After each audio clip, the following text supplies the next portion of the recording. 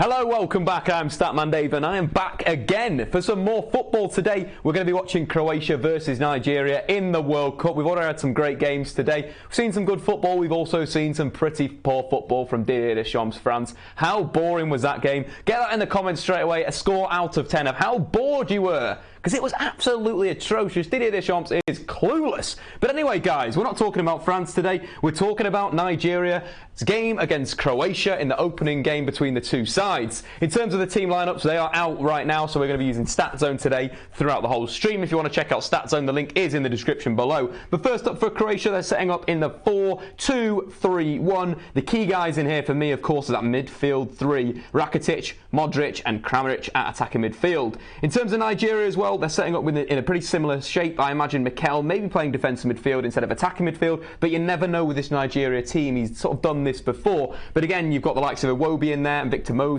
both Premier League players that work nice and hard in both attack and defence. But for me, Croatia are one of the teams, the dark horses of this tournament. I think they're going to do very well in both an attacking sense and a defensive sense. I think they've got the strength of having someone like a Zlatko at fullback. You're linking that with a Rebic and a Perisic out wide. That's a lot of pace and that's a lot of dynamic movement. So I'm quite happy with this. Mario Mandzukic as well. Expect him to score goals. Today, our bet, we're going to go for over 2.5 goals once again with a Mario Mandzukic goal. That's the bet that you're going to get on that's going to win you some dosh. Whichever betting app you want to use, go and use that, because again, waiting for a sponsor for that type of thing. If you are a betting company, give me a call. Of course, like that goddamn video and subscribe if you're new. Turn the notification bell on. I'm going to jump into the comments straight away when I can find the comments, and we'll start chatting about what's happened today in your life, and then we'll also talk a lot about football, because that's why you guys are here. That's why you're not listening to the commentary, you're not listening to the likes of Glenn Hoddle, you're not listening to Gary Neville, and I've got to turn my stream off because I'm getting some feedback there. Apologies guys, that was completely me, but keep getting into the comments straight away right now. Brandon with the first comment, we're going to read this one out. Di Maria learning from Leroy Sane. Yes, if you missed, there were some big stats about Angel Di Maria having an absolute stinker of a game for Argentina against Iceland this afternoon, but we will go through the stream. We'll sort of touch on each of the games today, finishing with the Denmark 1-0 win that was the last game today. But of course, keep liking the stream, guys. That's what we want to get the likes up to, as high as we can. 500 likes. In the next game, we'll do some drinking challenges. We'll have some fun tomorrow for Germany versus Mexico. Again, we'll be live for that game. Before we take a little bit of a break, I'll be going down to Cornwall for my sister's wedding. So don't be too afraid if you don't see me for a few days. I'm going to be having a bit of fun, maybe doing a few speeches, and I do like to speak. That's something that may happen there. But keep liking the stream, keep telling your friends about, sharing it on social media. Share it and get me in the link as well. So if you share the stream at Statman Dave, and I'll drop you a retweet, that'll be fantastic. I'll get one of the lads in the background to do that for you. Of course, there's going to be stats going out the Twitter account, so follow me at Statman Dave if you don't know that as well. Croatia's biggest attacking threat, that comes in from Adam. For me, it's going to be Perisic on the left wing, I'd say, and Kramaric as well. Kramaric, in the last 2 seasons, been directly involved in a lot of goals for Hoffenheim, 28 goals and 14 assists. But a lot of the time as well, he's been playing central midfield in their 3-5-2 or the 3-5-1-1, should we call it, or 3-6-1. So fluid in its transition from attack to defence. And again, Kramaric getting on the ball and looking to dictate, so expect him to be one of the breakout players of this tournament. Of course, 26 years old, had a spell at Leicester City, but really has sort of evolved this season under Julian Nagelsmann, and is arguably their best player. Of course, Rudy and Niklas Süle moving to Bayern Munich the last summer. Hoffenheim getting even better. One of the big reasons was Kramaric. In terms of Nigeria as well, expect them to work very, very hard in both attack and defence. The guys, of course, in DD Premier League, I think he won more tackles than any other player in the Premier League last season. Is he potentially the next N'Golo Kante? We'll talk about that a little bit further on, so make sure you stay tuned. But keep liking the video, keep subscribing, and keep enjoying this World Cup, because it's been good so far. Guys, where I'm going to be looking at as well, Iwobi. When Iwobi plays for Nigeria, seems to put an extra bit of level to his game. He always seems to be the key guy there, so expect him to be playmaking from that left wing. And again, of course, guys, thanks for watching. We've done 3 streams so far. This is the 3rd stream of the World Cup. We're going to keep going throughout the tournament. We're going to be bringing you stuff in the knockout stage and all type of fun. If you want to check out me on the England game, we're going to be going down to London on Monday for the True Geordies kickoff. If you want to check out there, jump over the True Geordies channel on Monday and enjoy that fun. But again, there were some good games today. in the Champions League, in the World Cup. France beat Australia 2-1. Argentina beat drew with Iceland 1-1, and Denmark beat Peru with a very, very, very late goal. In terms of what that means for the groups, Argentina and Iceland are in the the other part of this group, so they're both on 1 point. So this is an opportunity for Croatia to come top. One of the things I said in the Ball Street preview was that for this group, I feel like Argentina are going to take some time to get going. And I think Croatia are going to be the guys that will win this group and top the group. In terms of my wall chart that I put together, I've got Croatia getting to the semi-final. So I take these guys very, very, very seriously in terms of what they're going to do in the tournament. In the second round, I've got Croatia playing Denmark, them going through and then facing Spain in the quarterfinals. That's going to be a good game. We saw how Spain were very, very good yesterday, but Ronaldo saving the day, of course, with that hat-trick. The live stream was up, pretty hyped up, pretty fun. If you didn't check that out, go and rewatch it after you've checked this stream out. But that was a lot of fun. But I think there is some positions where you can sort of exploit the Spanish team. We saw Cristiano Ronaldo, getting into areas, being used as a bit of a target man in certain situations, certain phases of play. Portugal going very long from fullback or from centre-back to Cristiano Ronaldo. And if you're looking at someone like Mario Mandzukic with Kramaric off him, that could be quite nice. Of course, the only tactical thing I'm saying that could be an issue for this Croatian team is they don't have a natural holding midfielder in the centre of the park. You're looking at Luka Modric and Rakitic. They both sort of played the almost workman-like roles at their clubs. You think of the Barcelona team that won the Champions League, Iniesta, of course with Busquets and Rakitic. That was the last great Barcelona team. And that was an interesting one. Of course, Busquets was holding in midfield. He'd be recycling the ball, playmaking from deep. Iniesta would be linking the play. And Rakitic would arguably be the shuttler. Rakitic a very good shuttler, don't get me wrong there, but he'd be a shuttler nonetheless and going out to the wing, and of course, covering Lionel Messi, the great Lionel Messi. The last time we saw Lionel Messi really at the top level again, he had a bit of a stinker today against Iceland, but we'll chat about that through the stream. But going back to Rakitic again, that was the last time he was good, and he played a very sort of workman-like role. I really like that. Same with Luka Modric. You think about the Real Madrid midfield, you've got Casemiro the destroyer, Toni Kroos is the playmaker, and Luka Modric is the guy that sort of links the final third. Whenever I watch Real Madrid or watched Real Madrid over the last 3 seasons, whenever they've got into a real scrappy game, Modric is always the guy that comes out on top as the real fighter. Take the Atletico Madrid game last season, not the season just gone, the season before. He was the guy scrapping. You also take, this season as well, games where Modric has sort of shone have been when Real Madrid are losing. He's kind of the guy that helps them stick into these games, and you need them in your team. As we saw with Portugal yesterday, you need these guys that are going to scrap, that he's going to fight. Of course, Igalo does start for Nigeria up front as well. Ex-Watford, I do believe, gone to China. He could be a bit of a threat. We saw in the Premier League that he's a pretty decent goal scorer, so if they can supply him with some ammunition, with the likes of Victor Moses, who again massively improved at Chelsea from a sort of inconsistent player to a player that really puts in the hard yards. But thanks again for joining me. Make sure to like the stream and subscribe if you're new. You may as well turn the notification bell on, because there's going to be lots of streams going absolutely live right now. I'm just going to have a little check into our general conversation, see what the game timer is getting ready. Let's get the timer ready. Good shout, guys. Good teamwork together. Good stuff. We're in the comments right now, so get him in there. The governor is saying Kasper Schmeichel was quality today. Yes, we will chat about Kasper Schmeichel and goalkeepers in the World Cup today, because there were some real good performances. Pogba scored the goal of the tournament so far today. I'm not going to agree with that. That was Nacho's half volley. That was absolutely sick. But yeah, Pogba's goal was good. It was a slight deflection, slight own goal. But anyway, that'll be quite interesting. So we've got a question in from the governor again. Who is Rebic?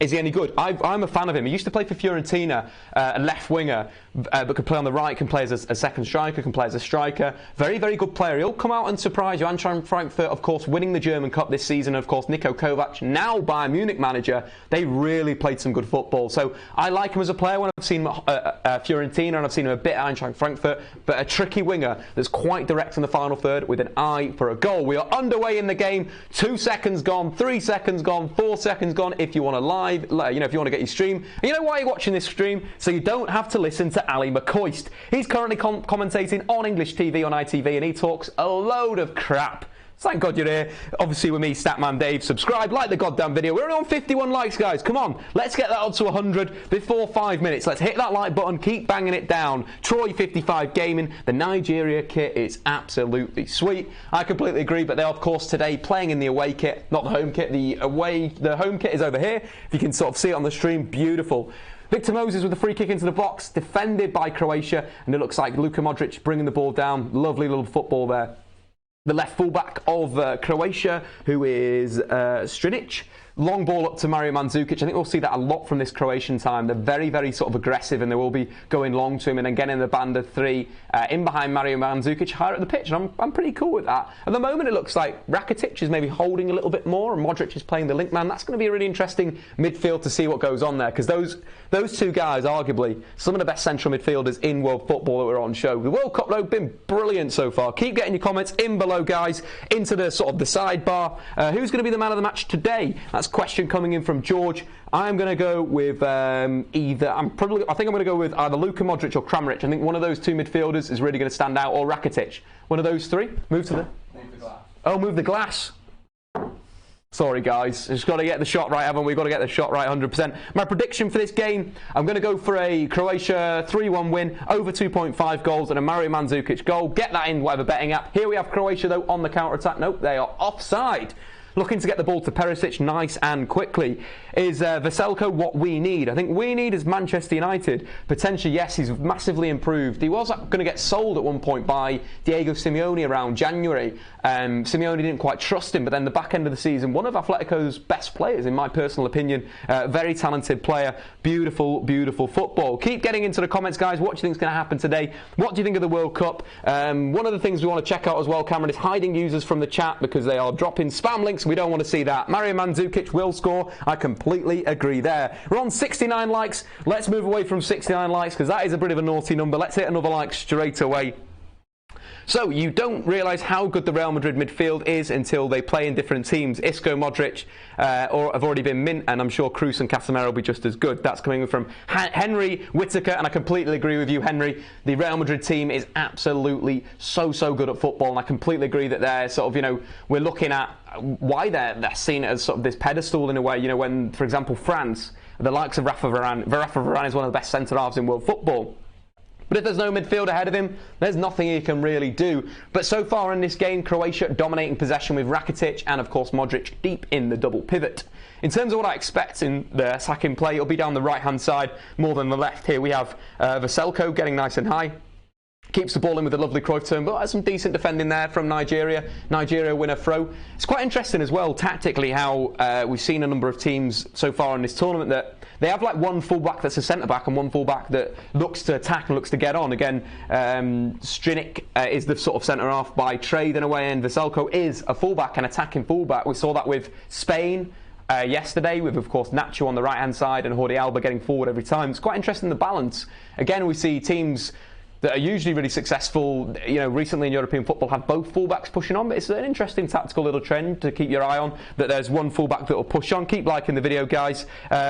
Straight away, we've got some more spammers in there. Absolutely disgusting. Get out of here. Football around me. Dembele is a waste compared to Martial. For me, Dembele was played on the wrong wing. Today he played on the left wing. Should be playing on the right wing. You think about what? France, again, another team that played a fullback and a centre-back. In the fullback's position, of course, Theo Hernandez at left-back, and then you're looking at the right-back slot, of course, would have been Pavard from Stuttgart. Pavard's a centre-half. Whenever he got to the final third, he couldn't take anyone on. I think that's a bit of an issue. So, again, for France's fluidity, getting Sidibe fit is a big one. Of course, Sidibe, fantastic forward. When Monaco got to the Champions League, semi-final, he was one of their best players. And it's obviously knee injuries have cost him this season. It looks like that's becoming a real issue because he was going to get dropped. Mario Mandzukic doing some classic Mario Mandzukic defending from the front. Get into the comments. Is there a better defensive forward than, of course, the main man, Mario Mandzukic, in there? Looks like a very narrow 4-2-2-2 from Croatia. That's from Matthew Jarvis. We'll have a little look about how that works. I do kind of agree with you that what we're seeing at the moment is the two deep pivots and Kramaric getting a little bit closer to Mario Mandzukic, but I imagine it will be a little bit more as the game develops. Maybe Kramaric staying next to him. It'll be pretty interesting to see how that evolves, so keep your eye on that as well, guys. Get your tactical suggestions in, guys. Keep them coming into the comments. Lovren is playing. He'll make some silly mistakes. Lovren is improved, guys. So come on, you've got to respect him a little bit. He's taken a lot of criticism in his career. He does have his flaws, but Champions League final, fair play to the lad. We have Croatia going in here. Some decent defending again from Nigeria, and they've won themselves a free kick in their own penalty area. Sidibe was very bad against USA. I didn't actually catch the USA game today. Today I didn't catch the USA game in the international football. I was taking a bit of a break from football. But apparently if he was bad, I completely agree with you. France or Brazil can't win the World Cup. I kind of agree with both of those comments. I don't think Brazil, I think they will struggle as well, playing Gabriel Jesus over Fernandinho. That's not going to be good. James MUFC, Mark Lawrenson is a depressed cabbage. I completely agree with that. His commentary today was absolutely atrocious. I should have been on for you guys, because listening to that absolute rubbish with a hangover, absolute crap. I went out last night, I didn't have that much sleep, and you have to wake up and listen to Mark Lawrence's rubbish. What a terrible start to the day that was. But anyway, guys, let's refresh the stats, see if there's anything going down inside the first 6 minutes of the game. Keep getting your comments in, any questions, like the goddamn video, subscribe if you're new, all the good stuff. We've got some good drinks on today, we've got some Sprite and of course some water to hydrate me through this beautiful game of football. So, let's get on to the stats. 7 minutes gone. Emil has liked it. Shout out to Emil again, getting into the comments. You absolute hero. There's some guys, I've noticed you guys in there, the likes of Henry, Ash, Joe, absolute legends of the game. Gabriel Jesus over Fernandinho. Gabriel Jesus over Firmino, sorry. May have messed that one right up. Did you see Zlatan's comments about Pogba's haters? No, I didn't actually. If you would bang them in there, I could give you my opinion straight away. Do you think Ndidi could be a breakout star of the tournament? Yes, because people will notice and give him recognition. Of course, in the Premier League, he's been great. I really like him as a defensive ball-winning midfield. I think he's fantastic, and again, a great signing for Leicester City. But yeah, I think he'll start to come out of the game. Ooh, it's a bit of a crunching tackle there in central midfield. Is the referee going to blow up? We've seen a lot of VAR today as well. A lot of VAR. Get into the comments. Do you like VAR? Do you hate it? I think it's been doing quite well so far. It's looking quite good. Dave, I'm from India, and it's 8:30 on my scoreboard now.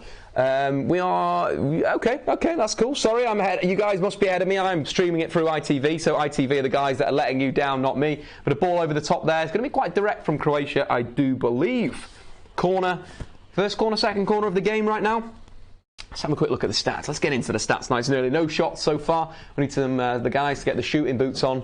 Please get some goals. But so far you can see Croatia massively dominating possession. Wilfred Ndidi, 100% of his passes so far. But it is these two geniuses in central midfield, Luka Modric and even Rakitic. You can see, the sort of double pivot working quite nicely there. So far as well, no chances created. Final third passes, of course, Rebic, the top guy there. Some crosses coming in, some take-ons from Rebic. That's what I sort of was talking about. He's a very tricky, direct customer, Rebic, when he's going to run at you. You see, in that's very sort of a wide area. So Perisic and Rebic, that's sort of like two, in a way, traditional wingers. And when you're playing someone like Mario Mandzukic up top, that is some good stuff right there. Keep chatting in the comments, guys. Keep liking the video and so forth. Short corner here, busted out. We've got to look at corners and look at set pieces. There's been a lot of goals from set pieces so far in the World Cup. Again, a lot of penalties today. What was it, 4 penalties today? A tactical foul there from Rakitic. His hair's looking pretty boss, actually. Get into the comments. Who's got the best hair of the tournament so far? Paul Pogba's hair was great today, of course. Mark Lawrenson getting very annoyed about that, saying Pogba should focus on his football. And then, you think of the 2 goals that France scored. He scored 1 and then played the through ball for the penalty. Shut up, Lawrenson, you absolute muppet. Anyway, back to the main live, guys. Back to the main live. Maybe a little bit of Sprite. Get the juices flowing. It does look like a 4-2-2-2-2 actually. Looking at it now, Kramaric is dropping a little bit deeper than Mario Mandzukic. Quite interested in this phase of play. You've got one of the wingers staying nice and high as well. Tactics, beautiful, absolutely beautiful. Victor Moses here, pulling down the wing. Ball inside, into central midfield for Nigeria. He looks up. Any options to feet? Nope, we're going to go back and we're going to look to recycle the play. I like this defensive structure from Croatia. It looks good already, looks solid. Playing a semi-high line, medium block in midfield. I expect the centre-halves to maybe go with the runners. I don't imagine them to be too quick. Of course, France today, playing 2 of the quickest centre-backs in world football, and Titi and Varane, they're playing really high, but then there was no pressure on the ball. It was Didier Deschamps is such a muppet. Unbelievable how he's still got a job, guys. Why do you think he's still got a job, guys? Why do you think he's still got a job? Joe Dawson, Loro had a massive moustache. What a hypocrite, I completely agree. Yeah, he had a massive moustache. That was trendy back then. go and suck an egg or something. Unbelievable. Are Nigeria collapsed into a back six? Not watching Joe Dawson. Let's have a look in the next defensive phase of play. We'll give a shout out to see whether that's going down. Any stats for Kurva against Denmark today? He was really good. I thought he was fantastic. Again, missing the penalty. It was heartbreaking that when he broke down into tears. Poor lad. What do I think of Sami Khedira? I think Sami Khedira is going to look good for Germany. I think the midfield is going to be nice. They do lack a true holder, Germany, but they'll have a lot of the ball. They'll be great on the break. It's going to be nice. But anyway, shall we maybe have a little chat about the first game today, the France game? As this game sort of develops, as 15 minutes comes on, we'll also have more of an in-depth tactical analysis there, of course. But first up, let's talk about the big one, France versus Australia. I even got up. I think I went to bed at 5, woke up at 10:30, had about 5 hours sleep, because I was pumped for this game. I was excited, but why did I bother? Didier Deschamps is managing one of the teams. I should have just not bothered at all. But of course, the game, Antoine Griezmann, first half was awful. Look, there's no events. It was simply just, do we have a little bit of problem there? I think we've got a problem with the phone into thing. Let me just see if I can sort that out for you, Cameron. Apologies, guys. Back to the Mirage. Let's get back to the TV, do a little bit of commenting. Subasic just received the ball there after some defensive work. I think Nigeria on the counter-attack down the left wing. A nice little foot race there with Luka Modric. Loses the ball there. Brilliant play from, I think it was Iwobi. Iwobi ball into the box, and some good goalkeeping from the Monaco number 1. But again, Croatia looking good on the ball as well as not on the ball. Some fantastic stuff so far in this game of football. We'll go back to chatting about, chatting about the game, the France game, very, very shortly when we're back. I think we are back now. It looks like we are back. Cameron, are you giving me the thumbs up for that? Are we back in the game? We are back in the game. So let's jump onto the goal slate. Nope, let's not jump onto the goal slate. The goal slate's not back, but we've got the big stats back. So we'll jump back into the programme just as we sort out that little technical difficulties. Guys, again, goddamn like that video. What are we on so far? We're on 91. Let's get to 100. Our target was 100 after 15 minutes. Let's keep hitting that like button, smash-ettoing that into oblivion. I'm going to go to your comments again. Joe Dawson, having a true DM isn't as important in my opinion. You have some good all-round midfielders in Germany and Croatia. I kind of agree with that. I'm going to enjoy watching this and seeing how this works. Again, I think with 3-man midfields, I think having a natural destroyer in there, whether it's a guy that's going to press, like Allen at Napoli or Casemiro, of course, at Real Madrid. Brazilians. Seems to be a lot of good Brazilian destroyers. United getting one themselves in Fred. Here we have Nigeria, though, into the penalty area. Some decent defending from Croatia. It looks like maybe this is Perisic on the counter-attack. Oh, some poor football there. We are back in the game. So let's talk about France. What was your opinions of the French game? It was absolutely awful. Again, what I was chatting before, in the first half, all we had was a booking. France started pretty fast, but then they dropped off into the second half. Again, mentioned before, Paul Pogba getting Antoine Griezmann through on goal, getting taken out, being reviewed by VAR. Now, what do you guys think about this goal? Well, hold on. Oh, it's a shot coming in there from the edge of the area. Perisic, really fast counter-attack from Croatia there. Sorry, we've got to jump back into the game quickly, but that was some really good football from Croatia. Some good movement for Rebic on the side, cutting inside, good play here, opens up, little ball out, a little layoff. Lovely football. Really like that play between Mario Mandzukic and, of course, Perisic with his, getting his right foot.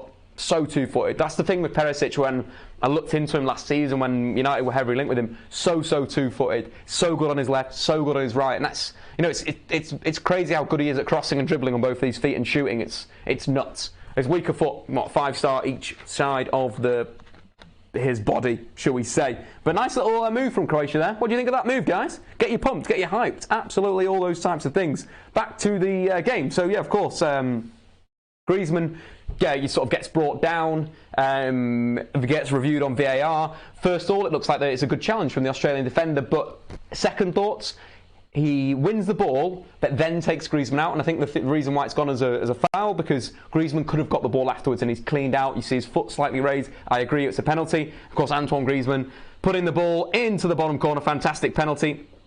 And it was Australia's turn to get a penalty. Only 4 minutes later, Iheanacho stepping up from the spot after, of course, Samuel Umtiti. Say again, mate? Sorry, guys. Oh, that's the problem. I see. But anyway, guys, back to the stream. Sorry about that. We just want to make this as good as it is for you guys. Of course, Iheanacho stepping after the Samuel Umtiti handball and a simple penalty. There's the foul, and we have the goal. A penalty is going to come up soon. There you go. What a finish from Iheanacho from the spot. There were some changes, some substitutions. Olivier Giroud was finally brought on. Something that I tweeted at that point was, look, you know, Mbappe and Antoine Griezmann both played their best football in a two-man strike force, whether they're behind or next to. You think Falcao, Mbappe at Monaco. I'm not a massive fan in a 4-3-3 of Mbappe. Shot from range here from Croatia, just past the left-hand side of the post from Kramaric, the guy that you've got to be watching here today. He's one of the men that you're going to see getting on the ball in these areas. Pretty decent strike. Again, you've got to watch him from range. I've seen a number of times for Hoffenheim this season he scored from outside the area, so he's a danger. Again, Nigeria need to be a little bit smarter in terms of closing him down. But yes, so Olivier Giroud comes on the 70th minute. Again, Dembele, who's been playing on the wrong wing for me. You know, best football I've seen him play on the right wing for Barcelona, and he's been playing on the left wing by Didier Deschamps, because Didier Deschamps is a smart man like that. But anyway, so back to that part of the game. Some changes. Blaise Matuidi comes on. There's a lovely little counter-attacking move. Finally some movement from Paul Pogba, receiving the ball in the right area of the pitch. Sort of, you know, a lovely little bit of interplay. I think it's Olivier Giroud lays the ball off. Pogba, shot, goal time. Slight deflection, loops over the keeper, bounces in, and the watch starts rumbling from the keeper. Goal time. But one of you know, what I sort of saw of this game, of course, Paul Pogba not getting on the ball in the right areas. You know, he's not dominating the play. Like, I don't want to see Pogba in his own half. I don't want to see that. I don't want to see him dropping back. The problem you've got with France is there's no deep line player. You know, Kante. Let's have a look at Kante's pass map. This is the problem. So N'Golo Kante, yeah, he completed 55 out of 59, but look how sideways he is. It's so rubbish. You know, for Chelsea, he gets away with it when he was playing with Nemanja Matic. But this season, it's kind of been a big problem. We'll make that even bigger because we can. Look how sideways that passing is. It's rubbish. You need to be breaking the lines from being defensive midfield. You can't just do that if you don't have a Cruz in there. Of course, Tolisso as well. If we look at Tolisso's pass mark, he's more of a sideways guy as well. And that's the big problem, that you're not getting Paul Pogba in the right areas. And that's the big problem for, it is an issue sometimes United, and signing of Fred is of course going to help that. Again, you expect Pogba to do more than create a single chance that's a square pass from a long range shot. But let's sort of like defend Paul Pogba and more push the blame onto Didier Deschamps. If you take Paul Pogba's game and his stats throughout the game, again, only 2 shots on goal. You want to see more. One came from a free kick. The other one was open play. Not enough sort of play. And look at this. So in terms of, he had more. I think it was inside around maybe half-time. I think I tweeted around half-time that Pogba received the ball like twice in the final third. Twice! The guy does all of his damage in the final third. Whether that's a Didier Deschamps tactical instruction, whether there's not enough ball playing from centre half coming out, or fullback going into midfield. It's frustrating to, to see Paul Pogba like that. But he was a little bit higher up. At the end of the day, 1, 2, 3, 4, 5, 6 times in the final third. That's absolutely atrocious. Massive thing that, of course, France needs to work on, is that getting Paul Pogba into the final third. And the guy that made the difference again was Olivier Giroud. His impact for France has been fantastic. He makes the difference when he comes off the bench. 3 passes, 100% completed, one of them being an assist. That's all you want from Olivier Giroud. You play the ball long to him, you play off him. That's the problem. There were so many times where we had the likes of, Mbappe, and we had the likes of Mbappe and Griezmann running in behind, or, popping back and looking to make that move. But the problem with that was, there was no one holding the position there, and it was just so poor from France. But anyway, guys, what do you think of the French performance? Was it good? Was it rubbish? You guys get into the comments. Is Paul Pogba gonna shine at this World Cup, or is Didier Deschamps gonna let him down once again? I play a 4-4-2 with France, with Pogba on the left wing. That's my personal opinion. Get into the comments. What do you guys think? Would that work? I mean, Paul Pogba is sort of a shuttle on that left-hand side, but also he can use his skills and ability in X, Y, and Z. But we do have a Croatia free kick. Even Rakitic stepping over the ball. Modric with a little dink to the back post.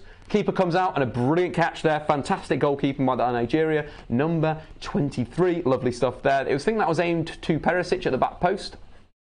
Again, we've seen a bit of a trend of goals being scored from set pieces so far in this World Cup. If you get the stat, guys, how many goals have been scored from set pieces in the World Cup? That would be fantastic if we could just have a look at that. Sort of work out the percentage of goals that have been scored both from set pieces and from counter-attacks, and then we can talk about it, because I think that's a real big thing in this tournament. I think the teams that I've been most impressed with have been the counter-attacking sides, and the teams that have broken well and defensively looked good, like Croatia are looking right now. But it does look like a sort of look a 4-4-2 without the ball. Both Mario Mandzukic and Kramaric working very, very hard, complementing that midfield, getting in there. Here we have Victor Moses on the dribble. It's a fair tackle. It looked a little bit suspect there. I think it was Rakitic diving in there.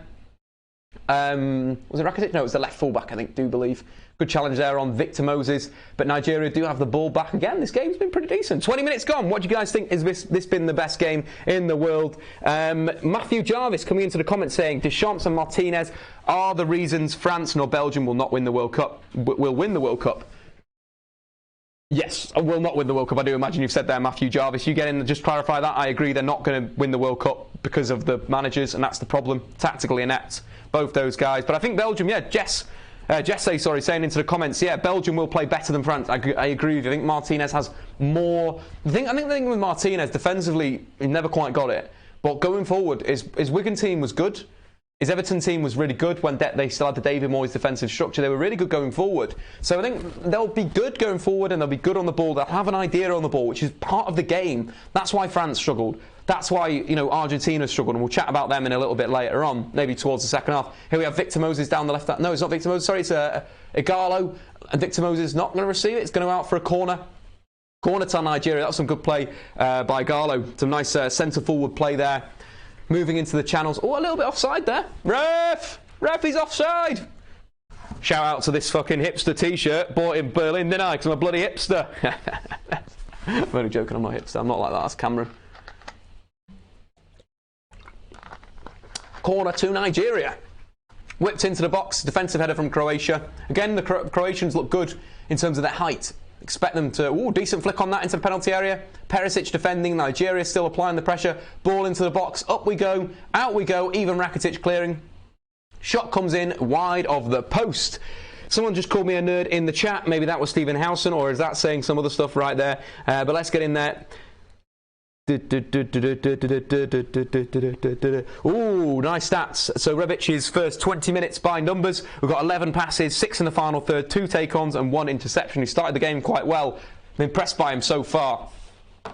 Let's have a look at some more stats as well. 22 minutes gone in the game. Some brilliant defending here from Croatia. Vida there getting up so high, destroying his opposite man. He's dead. He's holding his face. It's over for him. It's all over. In terms of the possession stats, I know you all guys like the possession stats. We're on 58% to Croatia and, of course, 42% for the Nigerian Super Eagles. I love that nickname. It's so sick.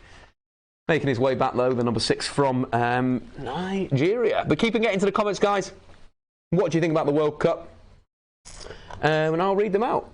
Musa should have started for Nigeria. Yeah, I was thinking about it the other day. He was chatting in the office about the last game that Nigeria played that I remember from the World Cup, that 3-2 with Argentina. That was a banging game. Musa was so sick in that game. That was when Musa was still quite good. I'm lagging behind by about 2 minutes. I apologise, guys. Got to blame ITV for that, and that's completely my fault. But then maybe you can watch the goal yourself, and then you can watch my analysis, instant analysis of the goal. Take it like that, guys. Hopefully we'll refresh the stream at half-time, and hopefully we'll catch it right up. Keep getting your comments in, guys. Keep liking the video. We're on 100. Good work, guys. You guys are amazing. Thanks a lot, guys. You are the best. Keep subscribing as well, guys. Keep subscribing. Oh, we've got some Di Maria chat in the comments. I can't wait to unload on Angel Di Maria, the absolute snake. Was shocked by how much Di Maria has fallen over the years. Max Faye is saying that. I agree. Today he was so bad. If you look at France's qualifying campaign, they finished with a goal difference of 12. That's lower than England with 15 and Germany had 39 and Belgium with 37. It's a good point. Hesse, good stuff, Hesse. Like it in the comments, man. Doing some good work in there. Doing bits, lad. But, that's a problem. And the big thing with that, what Deschamps doesn't have and Martinez does have, is that ability to, tell his team to play a certain style of football and develop their passing play. Talking about developing passing play, the Nigerians, deep in midfield here, passing it around like they think they're Barcelona. Good pressure, though, from Croatia. Like this. The block is coming for them. Long ball out the back from Nigeria. Imagine that'll be gobbled up by the centre-halves. It is. Dejan Lovren on the ball. Nice little turn. Little cut back into midfield to even Rakitic, who looks like he's playing as the deeper of the two. It does look like that. The Rakitic is holding. He's the holding midfield. I like that.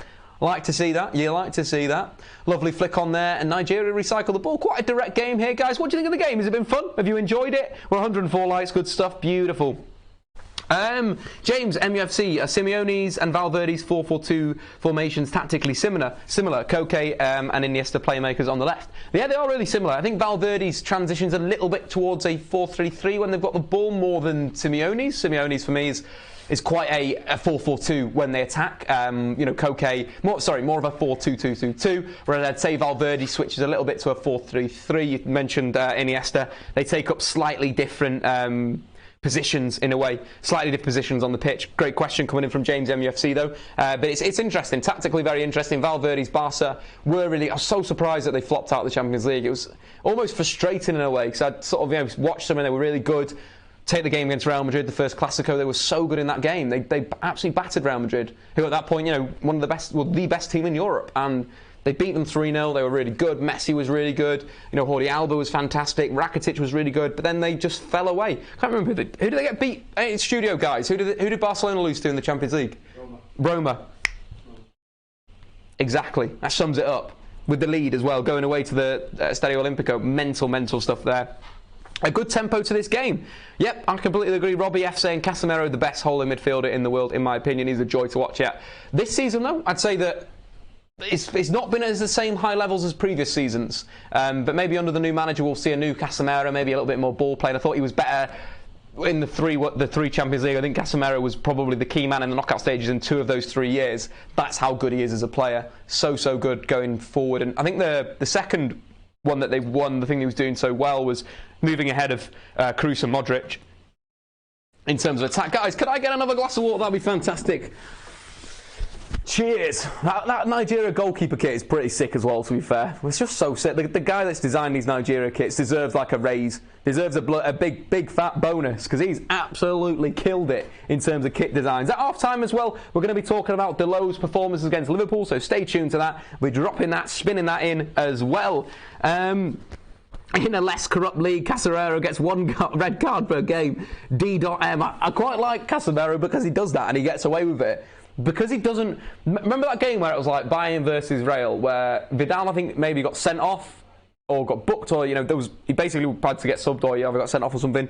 But that battle between him and Casemiro was great, because Casemiro was absolutely, like, he was being an absolute shithouse, but he was doing it really, like, snidely, like taking him out, kicking him here, kicking him there, making the key fouls in the key moments, and Vidal was just too hot-headed. I think he ruled himself really out with a yellow card. I think he got second yellow and was sent off. Casemiro should have got sent off, but he didn't. Again, because I think referees see Casemiro as not that aggressive, more a tactical guy. So you think in the aggressive DMs, your likes of Roy Keane's, Vieiras, you're probably going to send them off more than you're going to send someone off that makes the tactical fouls, because it's not seen as malicious, it's not seen as you're going to injure your opponent, and that's what Vidal is sometimes. He's too over-aggressive. Thanks for the water, Dom. You are a legend of the game.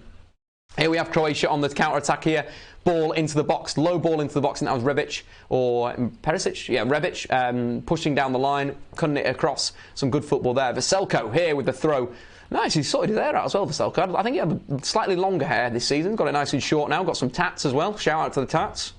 Oh, but that was terrible play from Croatia. What, lads? Kramaric, I've been hyping you up and you've just passed the ball out of play. You idiot. Back into the comments, guys. Croatia. Can we have the Nigeria jersey? That's from Alan Tobin. Maybe.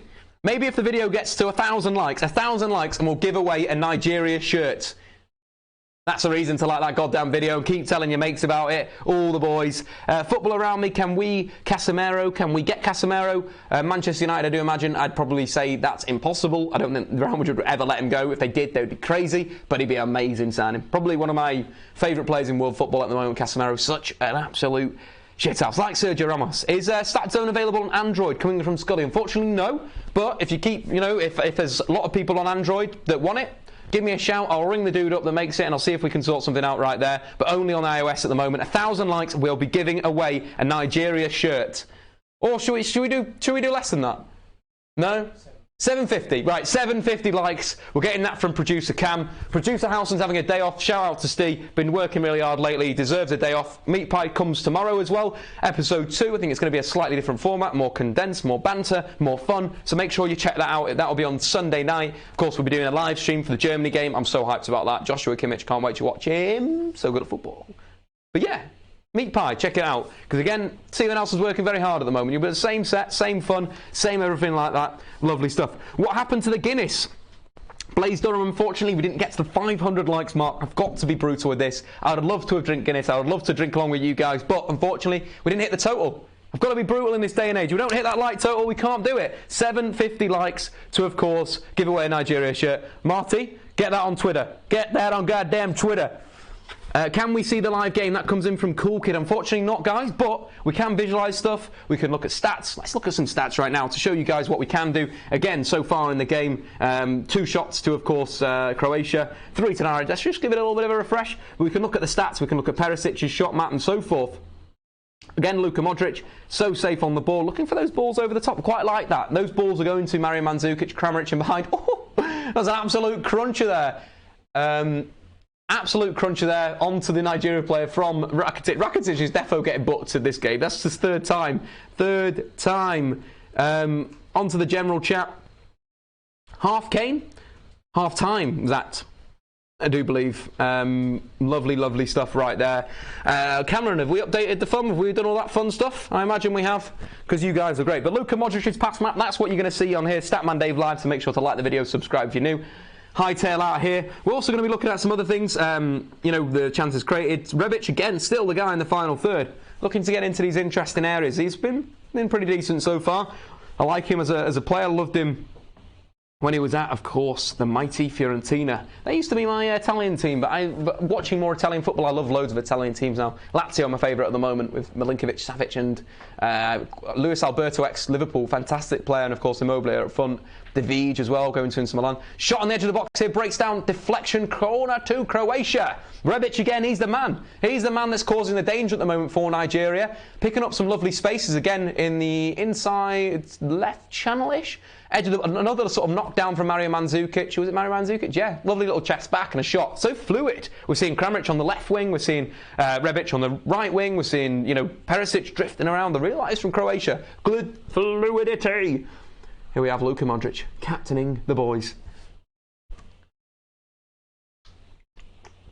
Cross comes in, near post for Clon. It's a goal! 1-0 Croatia, get in! Lovely stuff. Was that Kramaric on own goal? I think that might have been an own goal. Kramaric is looking like he's doing it. Brilliant near post flick on. Lovely goal. Lovely bananas. Let's get the full screen. Come on, Croatia. I think I've just become a Croatia fan overnight, but I've been loving this football. I've been loving this style of play that I've seen so far in the first 32 minutes. But another set piece goal. Have we got the stats on the set pieces, guys? Let's get the stats on the set pieces as well. Just to see how many goals have been scored so far. But that was another goal from a set piece. They become so important in international football. Come on, Croatia. Flick to the near post, flicked on. Yeah, that was a deflection there. I think who've got the second flick? So it was Rebic on the near post, lovely flick on. Mario Mandzukic, and then Kramaric off to number 8 from Croatia. Let's have a look. Sorry, not Croatia, sorry, Nigeria. Number 8 was the guy that knocked it in. Let's have a look at that. But that may go down as a Kramaric goal, to be quite honest. Number 8, Atibo. But that might go down as the main man's goal. So let's see what StatZone are saying. They're the guys, the Optifeed. Oh, we've got an own goal, yeah. The Tubo own goal, but a brilliant set piece. A fantastic set piece. And again, we can sort of replay that already on the StatZone app. This is what we could do, guys. We hit the play button, and that's all we're going to get. Little movement. Lovely biscuits. Absolutely fantastic. There's the goal right there, guys. But yeah, cool. Cool bananas. 1-0 to Croatia. Nigeria on the counter-attack. Instantly back into the game. Nearly, but a lovely block from Croatia. Croatia looking good. That's why I called them the dark horses of the tournament. Because they have got the right setup. Really liking Rakitic's aggression as well. He's absolutely losing his head. He's just snapping people. I've seen that side of Rakitic before, of course, for Barcelona. But it's more on this sort of, you know, level where making the hard tackles, making the hard yards. Beautiful, beautiful stuff. Half Kane is his name. Oh, guys, come on, guys. You need to sort that out. Let's get back into the comments. So I don't really want to get... I want to get into the comments again, guys. Love the stream. Shout out to Alex in the comments. Shout out, Alex. You absolute legend. How are you doing, buddy? Get that into the comments. Own goal, own goal, own goal. Thanks for clarifying that, guys. Mandzukic with a flick on. Kramaric. Brandon is saying Kramaric will give Kramaric a inverted goal there. Need stat zone on Android. That's from Connor Clark. That's the second one there. Can someone take a tally of that? That'll be absolutely nice. Hesse saying thoughts on Fred taking Fabinho's Brazil place. I think Fred is different to Fabinho. I probably would have taken both, to be quite honest. But it is interesting. I think Fred's a better player on the ball. I like him on the ball, but we're on 137 likes. We need 750 likes by the end of this stream to get a Nigeria shirt going out to one of you guys. Also, comment on the video afterwards to be entered within the draw if it gets to that level. Keep smashing that like button. Man like Alex. Man like Alex. Where is TF? Whether TF is the video? What are you talking about, guys? This is like your commentary. That's what we're saying on right now. I've invested a large sum of money for Lovren to score tonight. Good shout in there. Was last season the season that Julian Nagelsmann announced himself to the world scene? A joy to watch the way he steps the team. Yeah, 100%. I think he's upgrading himself again, man. He lost 2 of his best players and they did better. What an absolute hero. Iwobi is running like a headless chicken. Let's watch Iwobi for the next 10 minutes and we will do that. Discuss the match, not transfers, guys. We are talking it. Make it to 500 likes. That's what the cool kid's saying. So you guys do that. Keep hitting that like button and we'll be giving away a Nigeria shirt. That is going to be huge, guys. Keep getting that like button smashed. Keep hitting that button. Subscribe as well. Enjoy the football, guys. Enjoy the game. Get the game on. Get me on. Mute your commentary. Have the Statman Dave commentary instead. We saw it on Twitter yesterday. It was tweeted out. Someone was doing that yesterday. Tweet me as well. You know, if you've got those pictures of you enjoying the stream, I'll get them on the live stream. I'll retweet that shit. Keep interacting. That's what you guys need to do right now. Here we have Croatia, though, 1-0 up. 35 minutes gone. Closing in on the 36th minute. We've got 53, 54, 55 of the 35th minute if you want to match the stream. Mario Mandzukic. Close control there. Back to Luka Modric. Loses the ball in midfield. Lovely little tactical foul there by Luka Modric. Little rugby tackle. Takes him down. Beautiful stuff right there. How well will Hoffenheim do in the Champions League? They'll do... I think with that, either Hoffenheim will qualify again for next season or they'll do well. I think they may go on a run and then maybe fail in the Bundesliga because the problem with Hoffenheim is every time they have a good player, it seems to get poached. The likes of Kramaric, if he has a good World Cup, he's getting poached, unfortunately. And it's one of these things where it's just a little bit frustrating. Connor Clark saying, do you think Wenger would do a good job for France? Yeah, I would. I do. I genuinely do. I think he'll do a better job than Didier Deschamps, the absolute muppet. We'll talk about that at half-time. Is the Nigeria shirt signed by you? Emil, if you want me to sign that shirt, buddy, you just give me the shout. If you win, of course. Zlatko, cross into the box. Back post, Mario Mandzukic looking to recover, but it's gone out of play. Interesting, though. I really like this sort of fluid motion of the Croatian team. Let's get the little bit of the lineup so we can talk it through. Ooh, I've just absolutely filtered some stuff. And we will jump over to the lineup. So what we've seen from Croatia so far in terms of what they're doing, it's just been really nice in terms of tactics. Let me do the big one. Can we do that? Is that cool? Is that cool? Is that cool? That'll do. That'll bloody do, guys. But what's been nice so far? Rebic, Kramaric and Perisic have been switching a lot of positions. Rakitic is holding deep in midfield. Modric is playing as an 8. Rakitic is a 6. Veselko's getting nice and high, but then there's been a back 3 made of the rest of the defenders, a 6, the 21 and the 3. Very nice from Croatia. Big fan of this team so far, but tactically, very, very interesting. Want to see more from Nigeria? Come on, Nigeria. Let's make this a game. Let's forget Dave looking smart and saying Croatia are the dark horses, topping their group after the first match day. Let's get a good game of football on because we've got some absolute dross today. Here we have, though, I think Veselko down the right-hand side looking to win another corner. Good defending there from, I think it was Iwobi, maybe, I think came over in the defensive sense. Yeah, I think it was Iwobi. Some good tracking back on Veselko. He's got to have a hard job today, dealing with an attacking fullback. A very good attacking fullback as well, to say there. Some step-overs here. From, I think it's Kramaric inside here, whips into the box. Again, the quality of our stream is worse because we're not on the BBC, we're on ITV. Goddamn ITV. Nice little interception there and recycle of the play by, of course, I think that was Perisic dropping back. That lovely workmanlikeness from this Croatian side. They're all filling in when they're pushing forward. You know, a lot of responsibility, but it does look like they transitioned to this sort of back 3. It's very nice. It's sort of nice. You expect the 2 wingers to be narrow in the modern day in a 4-2-3-1, but it's actually they're staying nice and wide and causing Nigeria a lot of problems with that movement because if, you know, they get that overload, there's a problem. Rakitic, cross into the box, flicked on. Kramaric coming close again. This is some lovely football there. We had a brilliant ball in from Ivan Rakitic, whipped in. Kramaric header on goal just over the bar. Lovely, lovely, lovely stuff. This Croatia team is actually good. Yes, it's actually good. Max Fair saying Milinkovic-Savic is playing tomorrow. Yeah, I can't bloody wait. He is so sick of football. Great ball in though from Rakitic, another player that I really do think is fantastic. Fantastic technique and talent the lad has. Just over the bar. Kramaric really getting annoyed with himself, but so nice. We've got Fabinho is greater than Fred. Let's get the comments. Let's get it absolutely settled in the comments. Who's better, Fabinho or Fred? Into the comments. This live video is stupid. No, Henry, you are stupid. Take that, mate. Yeah, you don't like that, do you? Mario Mandzukic are not involved enough so far. Connor, I think if you look at what he's done in terms of laying the ball off and, well, actually, let's go on his pass map. Let's answer the question with stats.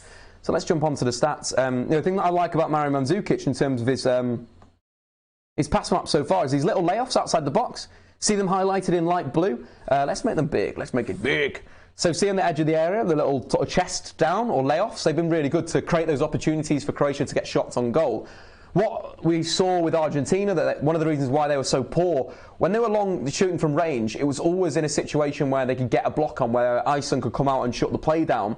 Whenever there was an open space, me and Dom were in the office, every single time that there was open space, the wrong decision would be made, and then when there was no space, the shot would be blocked. And that's the good thing with Mario Mandzukic, is he's receiving it to chest, laying it off, and that's difficult because Mandzukic will push you back, and then he'll lay it off, so that the gap is naturally opened up, because Mario Mandzukic is playing on the last man, he's forcing you back as an opponent, then the layoff, the space comes out, and then the strike comes in on goal. Quite like what he's done so far.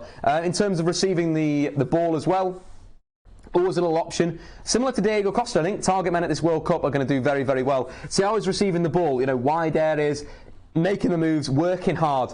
Mario Mandzukic, what an absolute ledge. But there's just an answer to you for your question in there. What was the question we saw right there was from Mandzukic, not involved enough for me so far. Well, that was from Connor Clark. Shout out to Connor Clark, absolute ledge.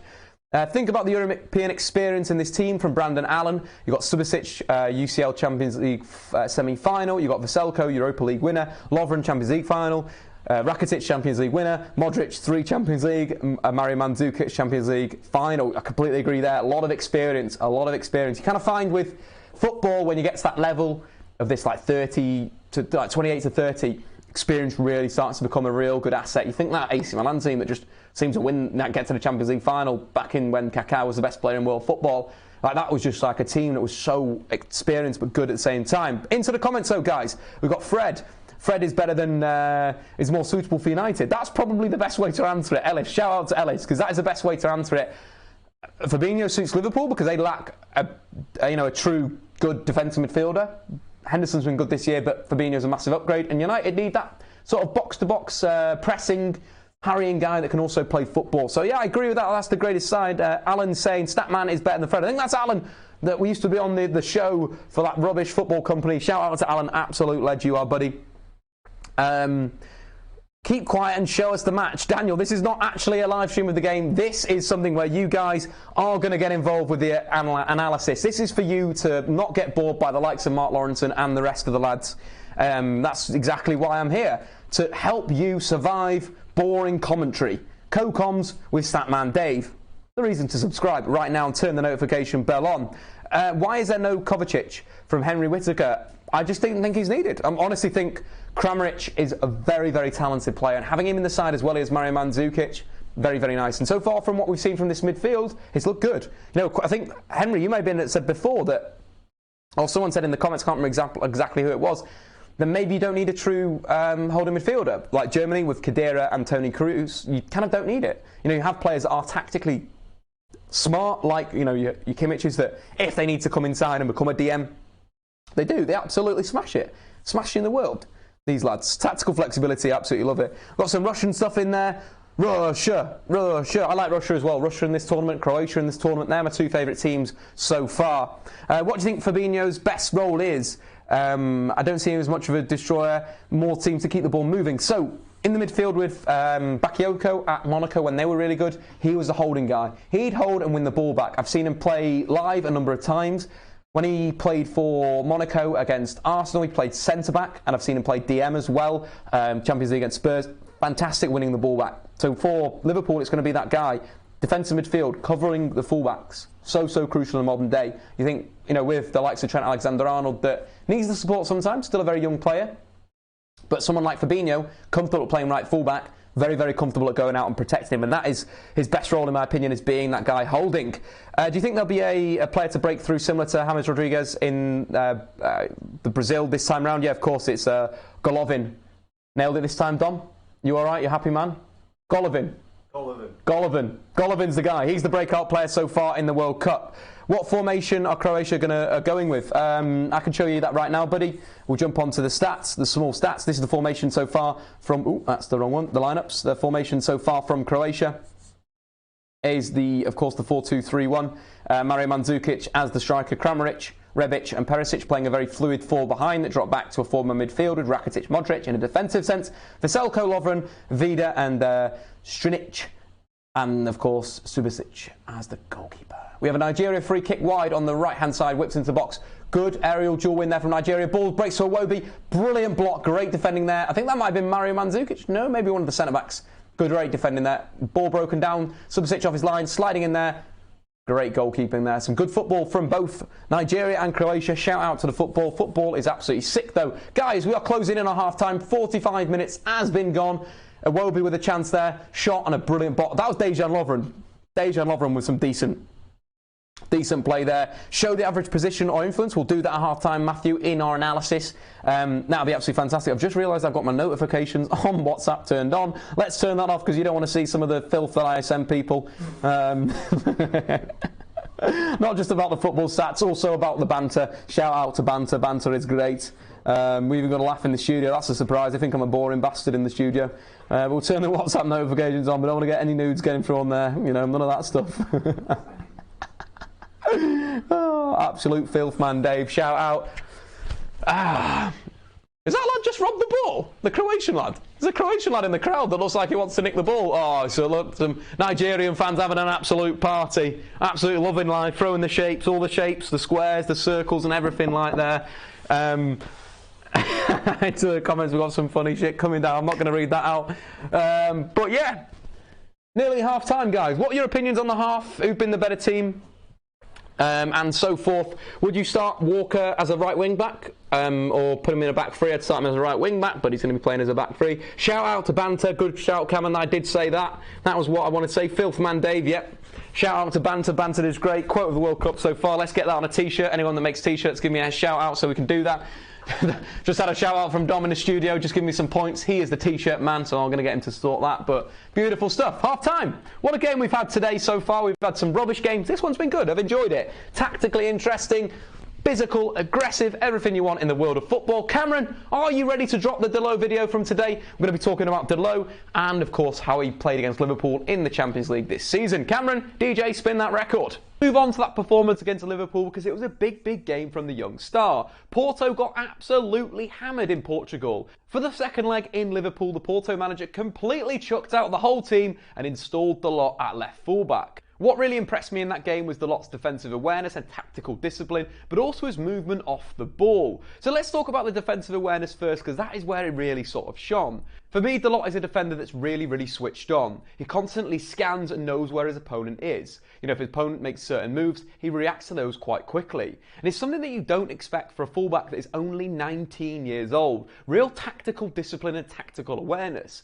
As I mentioned before, Porto do drop back into this 4-4-1-1 shape that arguably looks like a back six when they're sitting deep. In terms of Dalot, he does pick up that position sort of close to the centre halves. He's big, he's strong and he's physical, but arguably can become a complete fullback. The defensive part of a fullback for me is the hardest thing to master, and that's where you have young fullbacks that usually come from being wingers that drop back into defence and are usually quite open to balls over the top. They're not aware with certain situations, but it looks like Dalot is a defender first.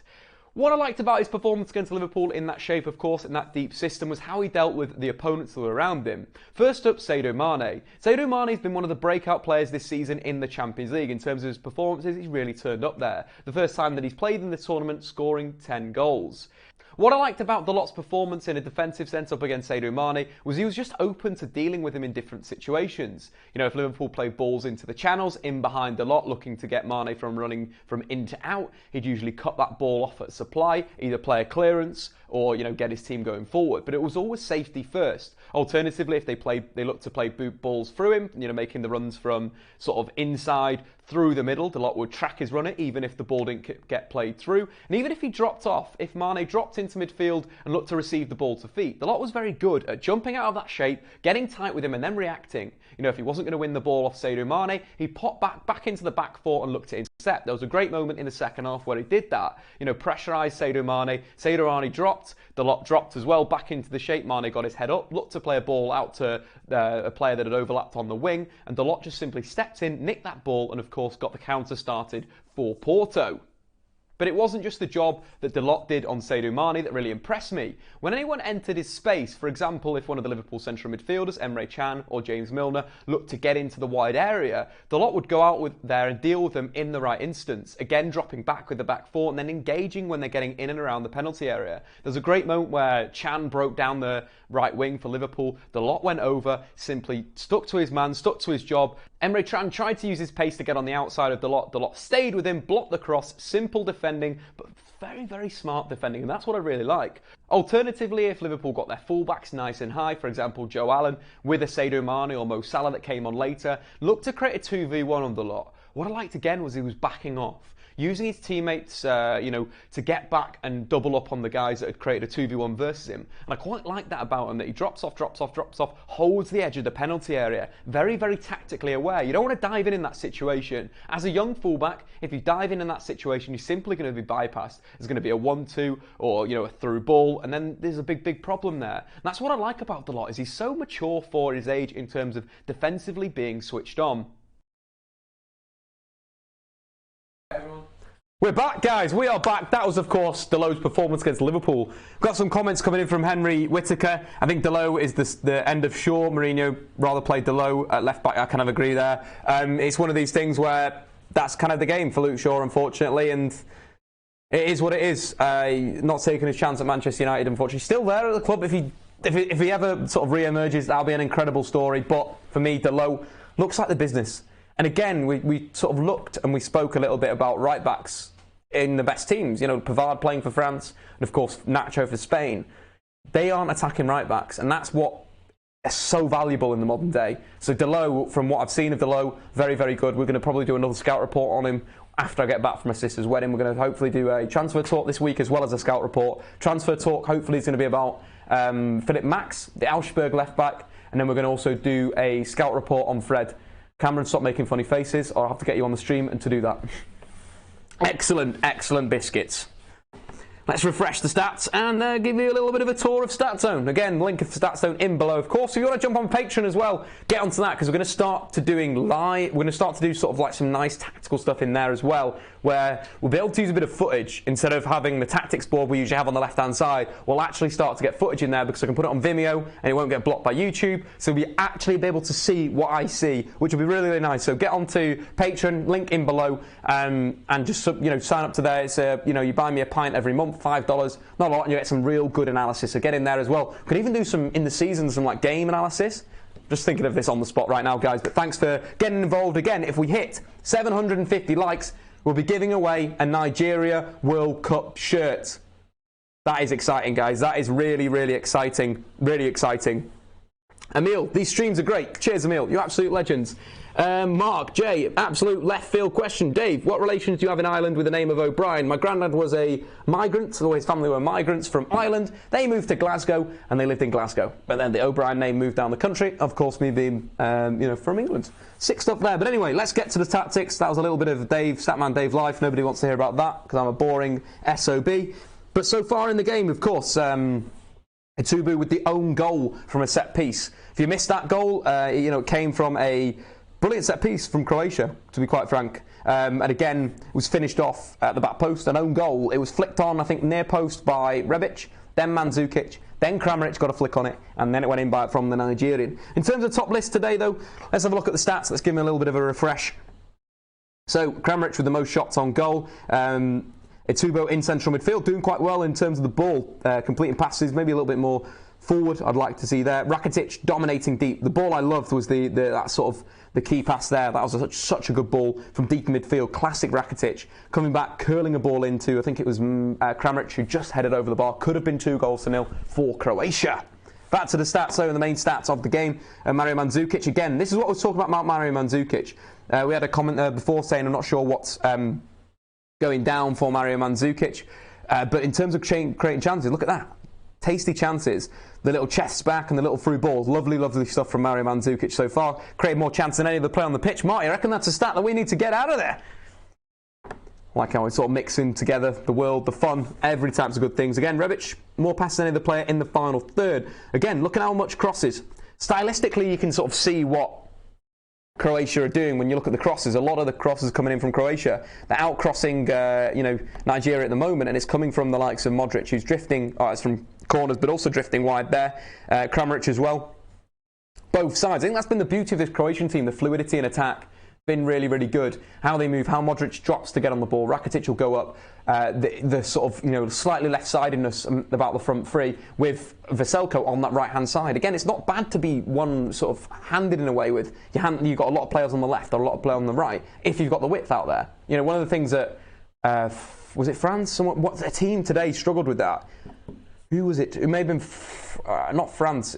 I think France may have been the guys that were really struggling, not having that out ball on the wing. But again, Kramaric getting into those wide areas and being good.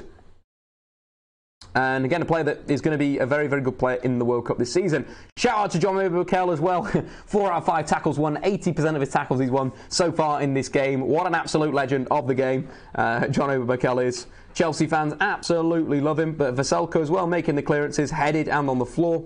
Defensive aerial duels as well. Very interesting. Rebic, not only did he make some massive contributions going forward, defensively he's working in terms of set pieces. Very, very good from, of course, the main man from Eintracht Frankfurt. Maybe he'll be moving to Bayern Munich later on. But that has been the story of the half so far. 1-0 to, of course, Croatia. Even Rakitic picking up a yellow card just before the goal. But to be fair, it's all been Croatia for me. I expect them to comfortably win this game. The bets at the start of the game that were supposed to go on were 3-1 to Croatia, over 2.5 goals, and Mario Mandzukic goal. That's what you should have gone. The second half is coming up very, very soon. We'll look at that a little bit, and then we'll get into the Argentina game. Chat a little bit about Denmark game. Wasn't the greatest game. Some good goalkeeping performances in both of those games as well. Lionel Messi as well, losing 1-0 to Cristiano Ronaldo so far in the World Cup. Again, guys, make sure to like the video, subscribe if you're new. 750 likes, we'll be giving away a Nigeria shirt, so keep hitting that like button, keep sharing it on Twitter. Bam, bam, bam. Get it on there. Lol, Nigeria can still win. Yeah, I agree, they can. Two teams, either team will win in a game of football or they might be a draw. You didn't even say that either. But yeah, keep getting your predictions in. Yes, it was France. That was what we were talking about, the fullbacks. Yeah, the fullbacks had a real issue there. Henry Whittaker, we answered that. Any stats for John Obi Mikel? 4 out of 5 tackles won so far. Would love Mario Mandzukic as a backup at Manchester United to Lukaku. I would like him as well. He'd be pretty decent. I like his physicality, his pace, X, Y, Z. I read somewhere that Kasper Schmeichel has kept 5 to 6 clean sheets for Denmark in a row now. Yep, he's basically broken their record in minutes without conceding a goal. Over 500 minutes now, I do believe, without conceding a goal. Could he keep them in the tournament? I'm not sure. They weren't great. Maybe we'll just quickly talk about that before the game comes back on. The Denmark-Peru game. So they weren't great. I thought Peru played really, really well. But they got the job done. It was really interesting. It was a counter-attack. A fantastic move from back to front. Lovely, lovely counter-attack from Denmark, in terms of actually coming out of the back, returning the ball over. Eriksen playing a through ball, and a lovely, lovely finish with Yussuf Poulsen. Yussuf Poulsen was one of the players that I said after the World Cup, that is going to be worth a lot of money. It's going to be, RB Leipzig sign players for a reason. They sign young, talented individuals. Yussuf Poulsen is another one. Another guy that's, going to be doing some big, big things in his career.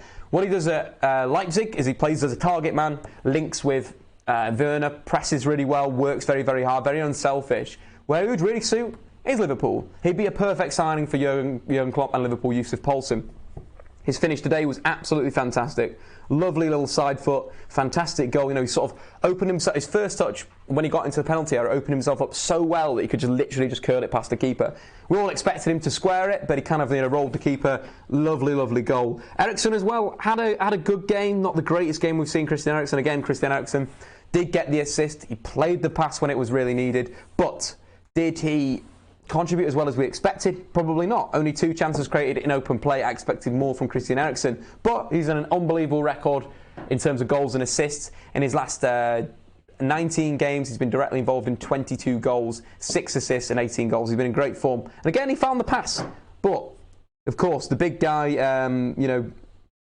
it was sad for Peru missing the penalty and so forth. Some good goalkeeping performances. Again, if we look at the shot plot for Peru, again, some really good saves. Oh, that's the wrong one. This one. So, shot plot for Peru, 6 on target, all either saved or blocked by the main man, Kasper Schmeichel. But, a half-decent game, not the greatest game we're ever going to see. I expect more from Denmark over the tournament. Yusuf Poulsen, Christian Eriksen, the lads are going to absolutely shine. Sisto as well had his moments, but a little bit more thought needed in his game in terms of opening opportunities up for through balls and X, Y, and absolute Z. But guys, we are just about to kick off for the second half.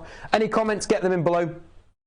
Question coming in, will Croatia top their group? Yes, they will absolutely top their group 100% of the time. They're the guys that just look like they're on the ball. I think they will beat Argentina from what we saw about Argentina today. So suspect on the counter. So suspect. That's one of the big things. I see Nigeria winning 2-1 against Croatia. Fair enough, tell me how. How are Nigeria going to do this? Is Iwobi going to turn up? Is it going to be Victor Moses? Is Dalot going to be played through? Tell me, get into the comments and get there. Matt Jarvis, I'm very... Kuvas, very impressed by him. Yeah, he was very, very good today. Lovely little skills and jinks and jives and so forth. So sad to miss that penalty. Broke down into tears. Shout out right there. James MUFC, surely if Ronaldo wins the World Cup and Messi doesn't, this ends the debate. It might do, but they're so both... you need to enjoy both of them. I hate the debate, but if that happened, maybe the debate would be over. But it's one of these things where the debate just is there to sell newspapers and stuff. They're both wonderful players. We need to enjoy them, embrace them. Maybe we'll never see this again in our lifetimes. That's how it could be.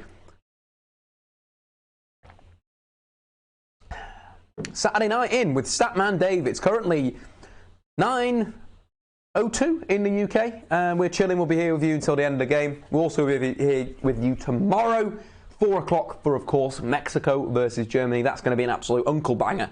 So stay around to that. Jake Freeland saying, I'm going to go 1-1 with a 90th minute Igalo goal. Fair enough. Jamie, do a Love Island watch-along. That'll be quite funny. I seem to be watching it even though it's utter trash. But yeah, I get annoyed with things. And that Jarl kid, he's an absolute muppet. I spotted that he was a muppet straight away. He's one of those guys that's like over nice, but you know that he's a nasty piece of absolute dirt. But anyway... Correction, we won't see this in our lifetimes again. Yeah, fair shout from Matthew Jarvis. We probably won't. These guys are breaking records that have been set. I've got to go back to like the 70s to look at someone like Gerd Muller to see the scoring record of Lionel Messi. Of course, you had the likes of Ronaldo, Brazilian Ronaldo, I'm talking, but was injured a lot for his career. Hasn't had the same luck as Messi and Ronaldo. Maybe he was like them, but didn't hit the same sort of heights. But guys, comments. What have you been enjoying of the World Cup so far? Tom Marshall. That water or vodka in Dave's... So is that water or Dave vodka on the... There, I can't speak, I've lost my mouth. It's water. There was vodka last night. Great night out. Good stuff. Got a good vibe going here, Dave. Well done, pal. Cheers, buddy. Thanks a lot, man. Shout out to Cameron as well. We seem to be getting some new guys on the stream. Make sure to like it. If we hit 750 likes, we'll be giving away this Nigeria shirt right here. Stephen Alson is going to be absolutely livid. He'll get to the office tomorrow and that'll be gone. Unlucky, buddy.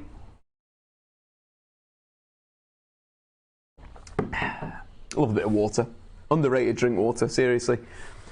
Moving back to the comments, is anyone here not a Man United fan? I think there will be. There'll be some guys that sort of, in here that not want to get on. Robbie F, favourite team to watch other than United, mine's Schalke and Lazio. I do like both those sides. Probably Hoffenheim and Lazio, I'd say. Both play a back three as well. Love it. Expansive stuff. Iheanacho and Musa on the bench can make the difference, I agree. Good shouts there. Musa and Iheanacho. Iheanacho had a really good end to the season, didn't he? Playing with Jamie Vardy up top. They had a nice little understanding together. Really enjoyed that. Beautiful stuff. What stream are you doing next tomorrow?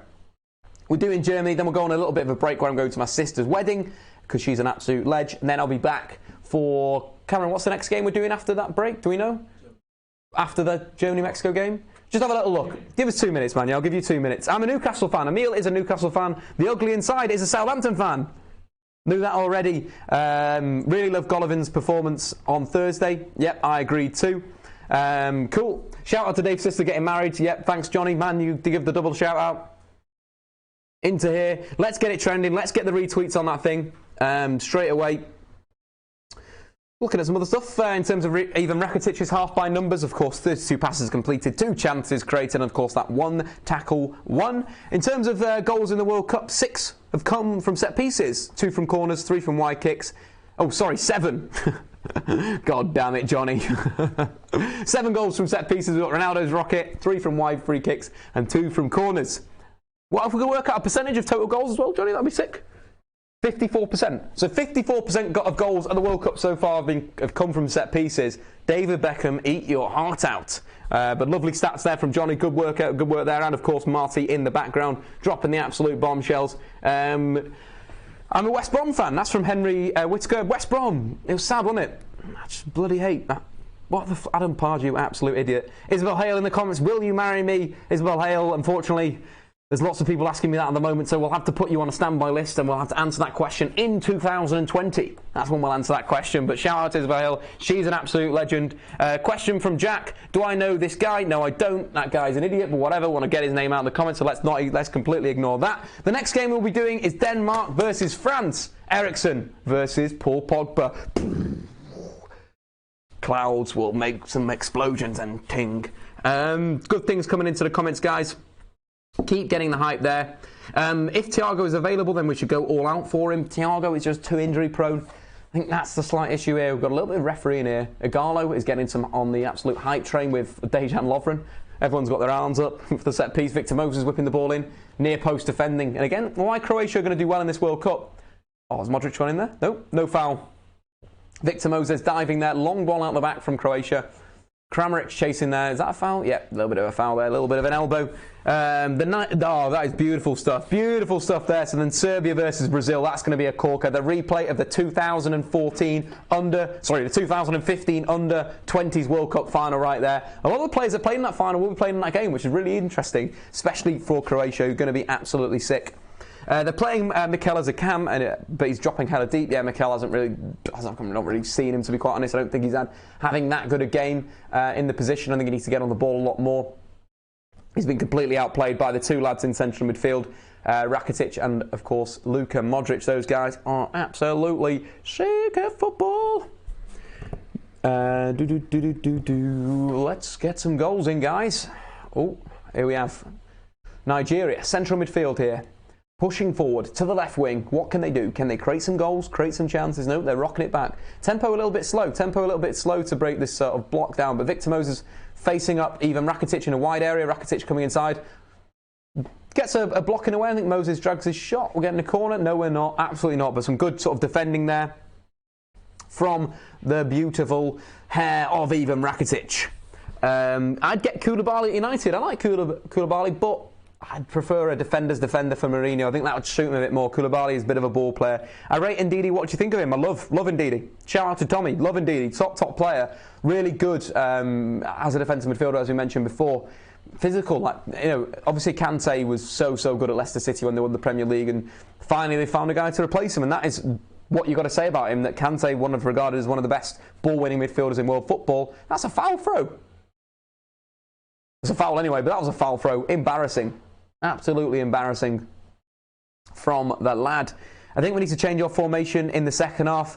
Work seriously on our defender and attack. I think that's the Nigeria we're talking about in terms of we. Iwobi's been terrible. Hit that like button. 208. We are 500 odd away from giving away the free Nigeria shirt. But yeah, I think the formation from Nigeria has not been good enough. Would have liked to quite see a 3-4-3 from Nigeria. That would have been quite nice. Victor Moses as a wing back maybe. Ball into the box here. Not the greatest ball in the world, but recycled again. Rakitic shot a goal, just blazed over the bar. Nice stuff there. Absolutely beautiful stuff again. Statman, get on Sky again. I'd love to, Andy. Love to. They've got to call me, haven't they? Get me on Sky Sports with me and G Neville doing some analysis next season would be pretty fun. I'd really enjoy that. Whether Gary wants to do it, I don't know. That's never going to happen. Maybe not. Keep getting into the comments, guys. I hope Lukaku gets the golden boot to shut people up. Yeah, I'd love that as well. Lukaku, what a player. Timo Werner's my money. I think it was around 18-1 at the start of the World Cup. He was the guy that I saw looked like he could be, coming from nowhere in a way. You've got to look at Neymar. You've got to look at Ronaldo after his hat-trick. I think you've got to potentially look at Messi, even though he didn't score today, missed a penalty. You've got to... Maybe we'll talk about that right now, actually. Last little question from Tommy. What role do you think Fosu Mensah will play for United next season? Maybe right back. Maybe central midfield. That could be quite nice. I'd like to see him play in central midfield. Howson keeps raving about central midfield, but I think he's a right back. We'll see. Maybe Dalot and Fosu Mensah on either fullbacks. That'd be pretty decent, wouldn't it, guys? That'd be pretty sick. Let's move on to the game from today. The last game we're going to talk about, Argentina versus Iceland. because that was pretty sick. But we do have Nigeria in the penalty area here. Wide place. Iwobi, I think, is coming inside here, looking to get a shot away. Another brilliant block from Croatia. They've been good at blocking shots, haven't they, in the box? A little bit of a foul there. Referee's going to blow up, and some good defending from Croatia. Croatia getting bodies in front of it. Good defending. Love traditional defending. Really underrated. But anyway, let's talk about the game today. Of course, Argentina versus Iceland. Just a little replay of this. Strinic getting up there nice and high, and Dalot committing the foul. I do believe number 9. Dalot. Yeah. Anyway, Croatia on the counter-attack here. Looking good. Down the right-hand side. Carrying the ball. They're going to come back on themselves through central midfield. It's just a full screen it right now, so this phase of play looks quite decent. Let's have a little bit of a watch, guys. A little bit of a watch.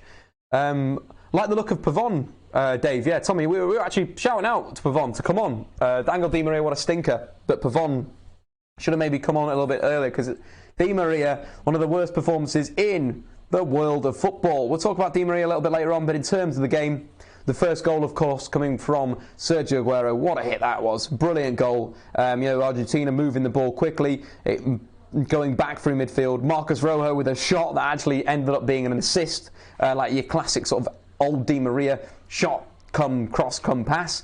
Aguero got the ball turned. Fantastic goal. You're thinking, Argentina are rocking. Sampaoli's getting the hype train going. 19 minutes gone. It's going to be game, set, match. But Iceland caused them so much trouble on the break, and Finnbog Arson with a goal. Simple tap-in, but coming from a nice counter-attack. You're thinking this could move, the game's going well here. Iceland counter-attacking. Argentina's tempo was far too slow. They really struggled without Ivo Banega, and of course Ivo Banega coming on the 54th minute. That changed the game. Ivo Banega was quite good, I thought. Played a little bit higher up the pitch than their previous 2 defensive midfielders were playing. A bit nicer. And again, then the penalty came. Of course, Lionel Messi dropping deep, ball over the top, and then Menza got taken out. I was quite impressed by Menza, actually. Created 5 chances. We'll have a look at the stats in a sec, but created 5 chances more than they ended up playing the pitch. It's quite good. I was surprised, for a player from Independiente. Never have seen. I don't really watch Argentinian football, so I've not really seen him play, so it's the first time to see him. I quite enjoyed Salvio and him, Menza on that right-hand side.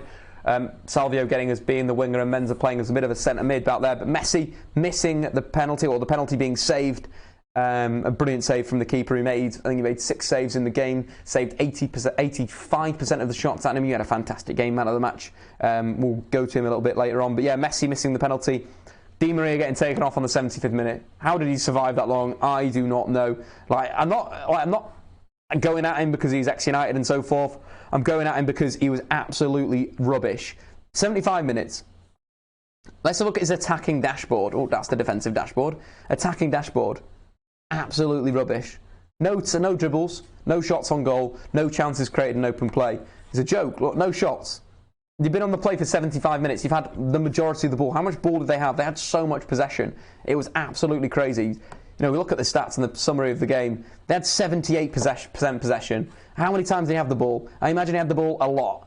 And you're not getting any input from him in the final third. He's an absolute joker, Angel Di Maria. Really dropped off the sort of European game. He received the ball 30 times and did nothing with it. Absolutely nothing. So in those 30 times that he received it, in the wide area, didn't take anyone on, didn't create any chances in open play, and also didn't get any shots on goal. He had an absolute stinking game. And it's almost like he looked like it was like Mark Albrighton. All he would do would get the ball and then he'd try and hit a low cross, get the ball, try and hit a low cross. Mark Albrighton did it. He's fine him doing it because he's not... Oh, that was a good ball in that. Big chance. Just missed that because I was chatting absolute widgets, but a good ball in from Perisic. Big chance from Rebic over the bar. Should have scored there, but Croatia creating from crosses. That's something that we mentioned at half-time. Croatia looking to cross the ball with runners. Really, really nice football there from Croatia. Getting the ball wide to Perisic. One of the only natural wingers in European football at the moment. Great ball in. Probably you've got to take that chance, you'd say. 9 times out of 10, you probably score that opportunity. But back to Angel Di Maria again. 0 dribbles, 0 chances created in open play wherever we can find that. Stat is somewhere. There we go. It is up here. So 0 chances created in open play as well. Why are you on the pitch, Angel Di Maria? You're an absolute joker. 0 tackles. Didn't even do it in a defensive sense. He's just rubbish. Absolute rubbish. But again, Messi, the guy that we will probably chat about now, tried his hardest. 11 shots on goal. Absolute, flying the shots in. Only 3 on target. Again, some of these shots from outside the box, the long ranges, the one that sort of flies past the left post, that was so close to going in. Messi will hit into this World Cup, will hit his stride. Had a pretty decent game as well. Created 3 chances, again from decent areas, including the penalty that he sort of created again but missed. Take-ons as well, dribbles 9 out of 13. Are we ever going to get a player that's that good at dribbling? I don't think so. Such good ability to go round a man. Let's make that wider. Beautiful stuff from Lionel Messi. But unfortunately for Argentina, it was a bit of a failed game for you guys. In terms of the guys you got to shout as well. Javier Mascherano, 133 passes, but look how flat that is. That's the problem. When Ava Banega wasn't on the pitch, you had that too much. So Mascherano had too much of the ball. Similar with Biglia when he was on. Again, look how sideways that is. No, you're not breaking the lines. It was so easy. And Messi as well, one of the things with Messi, he needs to be higher up. Messi needs to be receiving the ball higher up the pitch. It's a frustrating thing for me. Where you want Messi is in and around the penalty area. When the ball was wide, and you're like, you want the best finisher in world football, I'd say Messi is a better finisher than Cristiano Ronaldo in the 6-yard area. You want Messi in there, and he just wasn't. Look where he's receiving the ball. Not enough in the penalty area. A lot of backwards passes. All those backwards passes we're seeing here that Messi's receiving are all going to be behind the play. Iceland were really good at getting back into their two blocks of 4, and also the 2 strikers. Almost, it was like obviously Sigurdsson off the centre forward. It was almost like they were dropping back to a 4-4-2-0 in a way. And all those passes that Messi's receiving that are backwards, that's behind the block, and that was the problem for Argentina. Was you need Messi to stay up against the number 9. Simple as that. Get Messi higher up the pitch is what he needs. But one guy that I thought did actually change the game in a positive manner was Iva Banega. I thought he came on and did quite well. Obviously, not being incisive. 2 shots though, a bit more incisive than Angel Di Maria, but a little bit like. See, there's some forward passes in there. Still a lot of sideways stuff because Messi was coming to the ball and they want to get the ball to Messi, but at the same time, Messi needs to be higher. And that is a big thing for the next few games is, getting Messi higher up the pitch. Player that I thought played quite well for his first sort of performance that I've seen him, Menza, the guy that we sort of spoke about before. 5 chances created, working on that right-hand side. But again, little layoffs, maybe some more output right there. Again, Messi dominating the final third. Not enough balls inside to the penalty area as well, maybe, for Lionel Messi. But that was what I thought of the game there. The 1-1 draw between Iceland. Shout out to Iceland. They were fantastic. Really good performance from the Island Nation, should we call them. And it was their first point of the World Cup, my first goal of the World Cup. So beautiful stuff from Iceland, who have spent a lot of money on regenerating Iceland football, spending a lot of money on 5-a-side pitches. Chance there for Nigeria. Flicked on by Igalo. Deep cross from left wing, but it wasn't good enough. Simple catching practice from Subasic. Get into the comments, guys. Like the goddamn video. We're on 219 likes. If we get up to 750, we'll be giving away this jersey right here. But if we don't get there, we don't get there. Beautiful stuff, guys. Beautiful stuff. I'm just going to read back through the comments that we've had right now.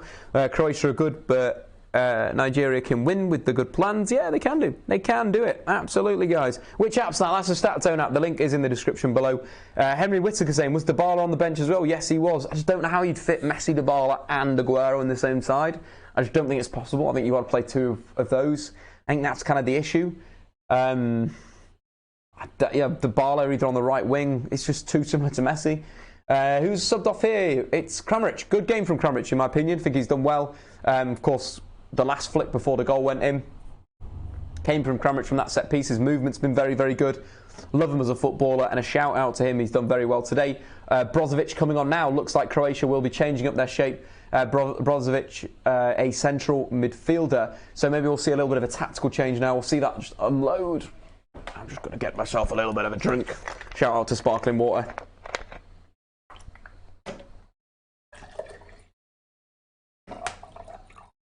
Oh, it's so flat. It's been here for too long, guys.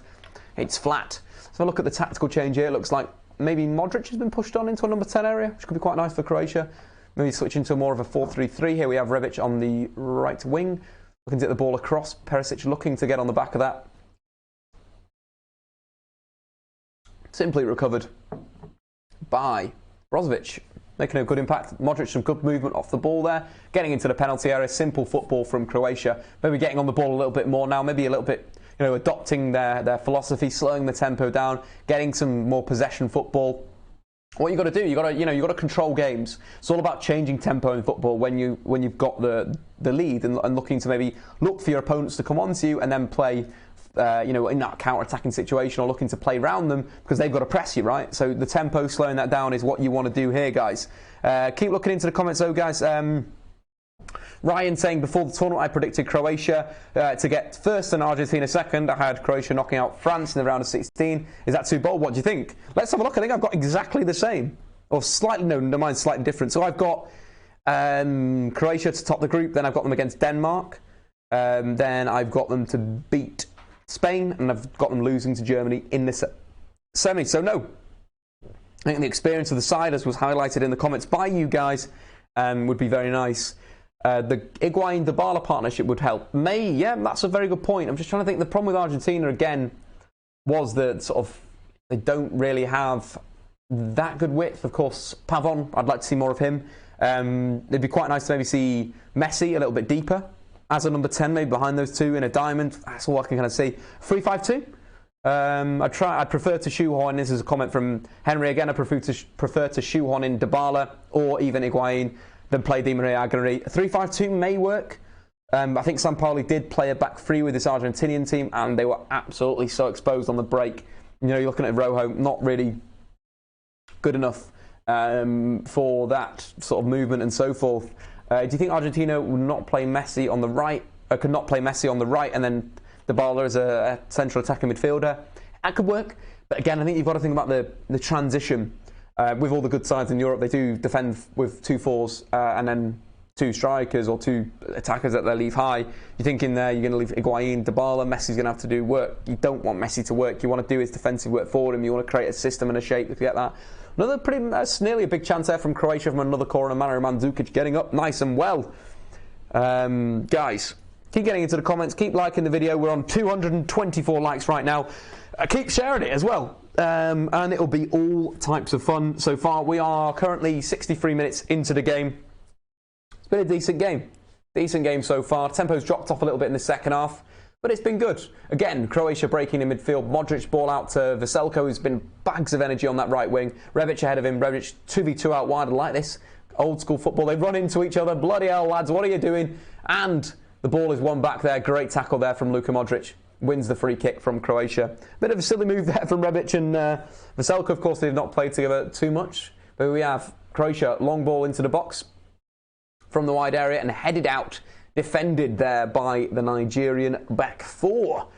I kind of expect Croatia just to push on here. They've been looking very, very good so far. We've got a replay of Rebic and Zlatko running into each other.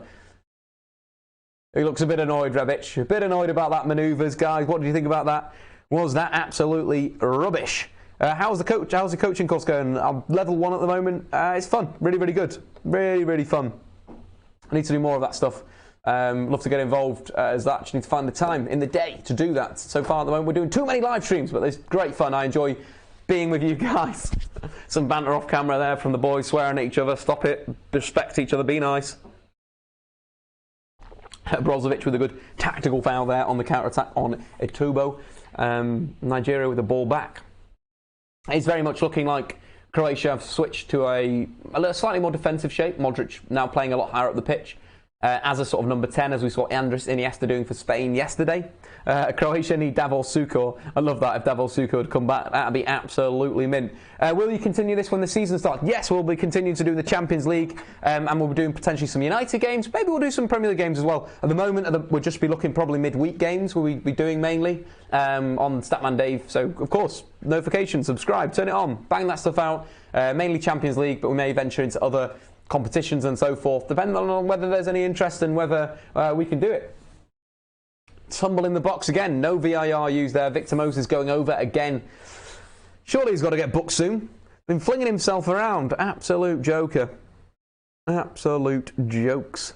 So we're getting some Mario Mandzukic. That's absolutely sick. Let's just check this general stuff out. We're cool. We are cool. Keep getting the retweets in as well, guys. Anything on Twitter, tweet me at Statman Dave. A picture of you watching the stream with the football as well. Tweet me at Statman Dave and we will retweet that picture. Top banana. 65 minutes gone in this game. we have, how long do we have left? I need to do some quick maths in my brain. 25 minutes left of this game so far. Keep getting your questions in. Anything on your mind? Who has been the biggest gem so far? Who's been the biggest gem today, maybe? Let's break that down today. In terms of the France game, not a lot there. Quite like what Australia were doing there. They were good. Maybe today it would be looking at your likes of Rakitic has been good, but Glovin is the guy. So far, I'm just ranting about. I think he's been absolutely so good. I can't wait to watch Russia again, actually. That's going to be an exciting game whenever they're playing next. Of course, on the Stat Zone app, you can get your fixtures.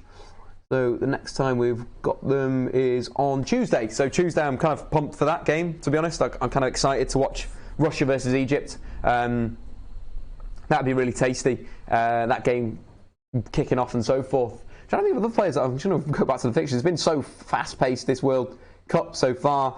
What was the first day? So we had Russia. Yeah, the Russians were good. Diego Godin, Jose Jimenez were good. Jose Jimenez, a gem maybe as well. You throw that in there. And yeah, so far, in terms of players that are going to be looking out for, Milinkovic-Savic, he's going to be good. Zirkovic as well.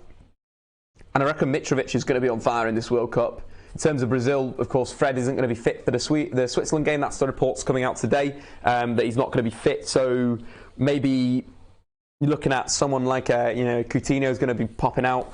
James Rodriguez, all the lads. But it's going to be good. Belgium could have some boys as well. England as well. A lot of young players in there. I want to see more from Ousmane Dembele as well. It was okay today, but not great. Maybe I'll have a look at his stats actually. And give a look into the detail. Dive into the detail, Dave. So as I mentioned, he played on the left wing. Prefer him on the right wing. So you guys can see that. But in terms of stats today, again, 0 shots on goal. He's quite, again, a very two-footed player. I'd say Perisic and Dembele are probably the best two players with both of their feet. It was something crazy.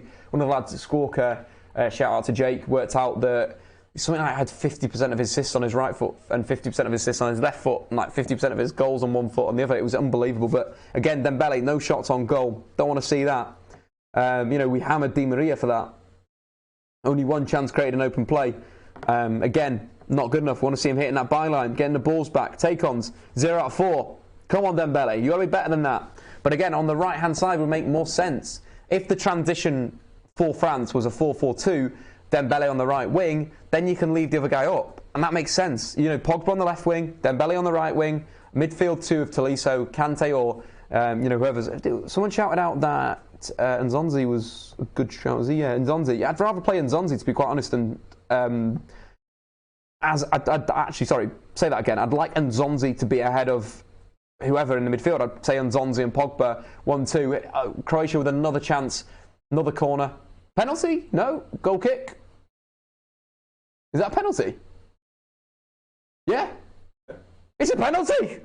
Come on, Croatia. Sorry, I was just getting into the stats and that, and I've just flipped back to the game, and there's been some set pieces and stuff. Everything's flitting out, and we have got a penalty. Stupid penalty to give. In the comments, get your thoughts in there.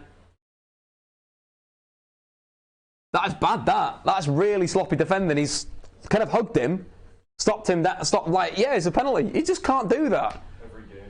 Every game's had a penalty. There's been a penalty in every game today, guys. Again, the speech is losing. This is the third time. Dating for adults. Get out of the comments, you absolute muppets. Hide user from channel. Guys, what was that penalty about? That was absolutely stupid. I'm going to not look at the comments because you guys are probably ahead of me. I think I've just ruined it for myself. I hate doing that. I'm going to have to try and react to it as live. There's a booking for the centre-half, Kong, number 5. Terrible defending. Rubbish defending. Not looking at the comments. I can see the comments going wild. I'm not going to look, guys. Stop trying to ruin the game for me. And you lot, stop it. Oh, no. Luka Modric. Total 4 penalties for Croatia. He scored 3 out of the 4. Can he make it 4 out of 5? Lovely headband. Lovely haircut. Respect Luka Modric. He looks like one of my really good mates from university, James Bird. Shout out to James Bird. Works for Mundial. Mundial, great magazine. Go and check it out on Twitter. Luka Modric here. Stepping up for Croatia. The Croatian, two oldies in the crowd giving it the pump. Come on, Modric. Oh, get in, Luka Modric, there we go. Croatia 2, Nigeria 0. They top the group at the moment. Brilliant penalty, bottom corner. Lionel Messi, that's how you take penos, lad. But we've seen a lot of penalties today. What is it, 5 penalties today in 4 games? What's going on? VAR. Was that VAR, by the way, guys? Or was that just the referee call? I think the referee call, right? Yeah, it was good, brilliant refereeing. You've got to shout the referees out when they have good games. You can't just hammer them all the time. Modric's penalty, bottom left corner, but some terrible, terrible defending. Another goal coming from a corner. Guys, back to the comments now. I can look at it. Croatia deserved to win. Yep. That was a penalty, bro. Yeah, 100% a penalty. Croatia, Argentina will be a crucial match in this group. Yeah, I think Croatia will have the beating of Argentina. I think from what we've seen from this Croatian team, direct wing play and movement in a sort of 4-2-2-2-2 going to sort of undo Argentina. Mark, shout out to Mark. Not seen you in the comments so far in the World Cup. Thanks for coming down, buddy. Nigeria were terrible and have been terrible in the last third. Yeah, I completely agree there. They've not been good. They need a little bit more. I still wanted them to do well. Yeah, I kind of want to think. Stupid defending from Alex. That is definitely the case. Rubbish defending. What are you playing at, lad? Absolutely poor stuff. What's this loan guy? Get out of the comments. We don't want any bloody loans. Get out of here. Get out of here. Yeah, everyone check out Full Time Devils as well. Those guys are legends. And as well, check out Stephen Alson. He's got Meat Pie going live tomorrow at 9 o'clock on Sunday. It's going to be a lot of bants, a lot of fun. But we do have Croatia 2, Nigeria 0. Another goal coming as a result of a corner. Now let's see what Croatia can do on the counter, because this is where the game is really going to start to stretch. And again, Croatia perfectly set up with pace. Energy like Zlatko. Oh, lovely little flick inside here. I think Mario Mandzukic edited penalty area. Looks to come inside. Was it Mario Mandzukic? No, it was Rebic. Mario Mandzukic was behind the play. Looked to come inside, and Croatia win another corner. Zlatko has been very, very good from fullback. There was a question before. Would I take him at United? Yes, I would. Would he leave Atletico at the moment? I don't think so. Not after that Griezmann nonsense where he's staying. But keep getting in. Ludicrous penalty to concede. That defending, no need for that defending. Yep, Cameron, that is completely correct. Where can I watch it? What do you want to watch? The game? You've got to find the game somewhere else. I am the co-coms. I'm the guy giving you the commentary instead of course, you're listening to the idiots that are taking everyone. You know, there's some good guys on there, but there's the likes of course, Mark Lawrenson that we had to endure this morning. Flick on back into the box, back into the area. Nigeria clear it. Croatia looks so dangerous from set pieces. They've just got that physicality.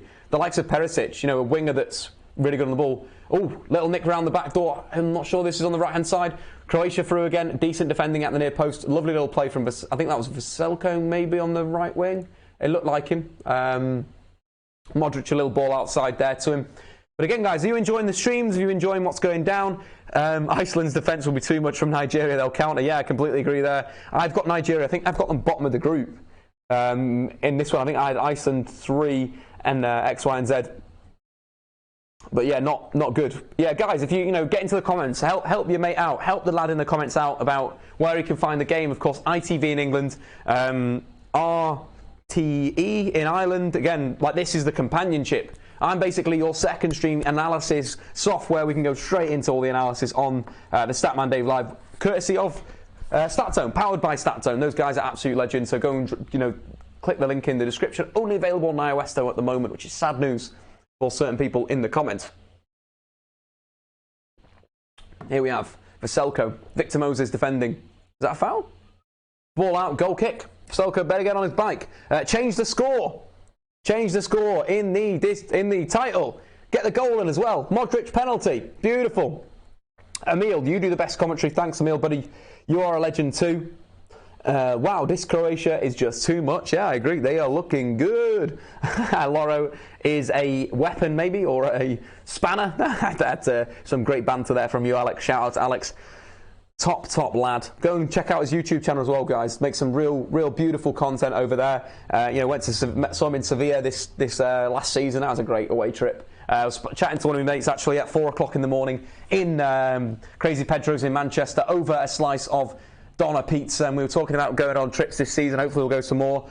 We did do Sevilla last year. That was a great trip. We're going to try and do a few more, so we'll be vlogging that, maybe doing some live stuff out there. I don't know. We'll have some fun.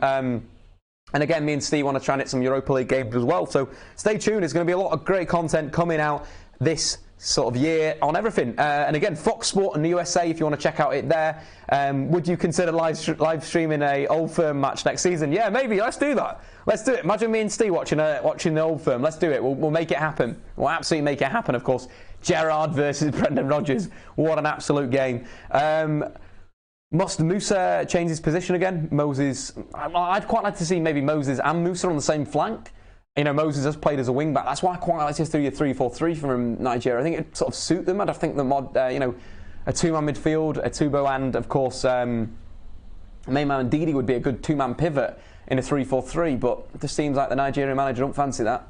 But we have Nigeria in the penalty area looking to get a shot on goal wide again. Really like how these Croatians in the penalty area engage. Iheanacho's obviously come on for Nigeria as well in between all this beef. I really like how Croatia get around the ball. So many bodies around the ball when they're in the penalty area. They defend as a unit.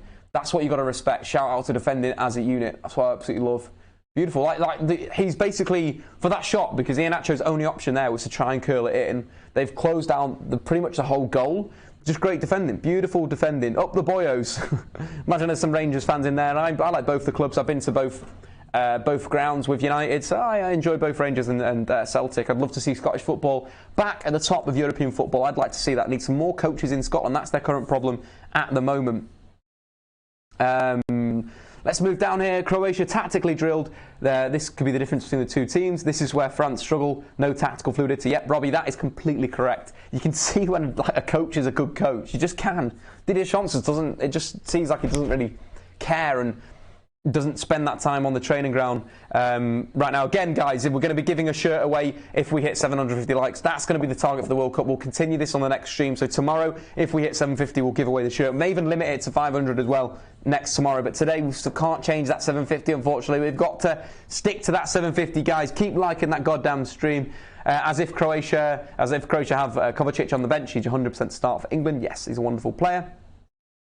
Have you read about the De Gea interview from last month and how weird this World Cup ball trajectory is? No, I haven't actually. That's interesting. I'll read that maybe and comment on that tomorrow. But again, we saw De Gea have a bit of a stinker yesterday with that, the second Cristiano Ronaldo goals.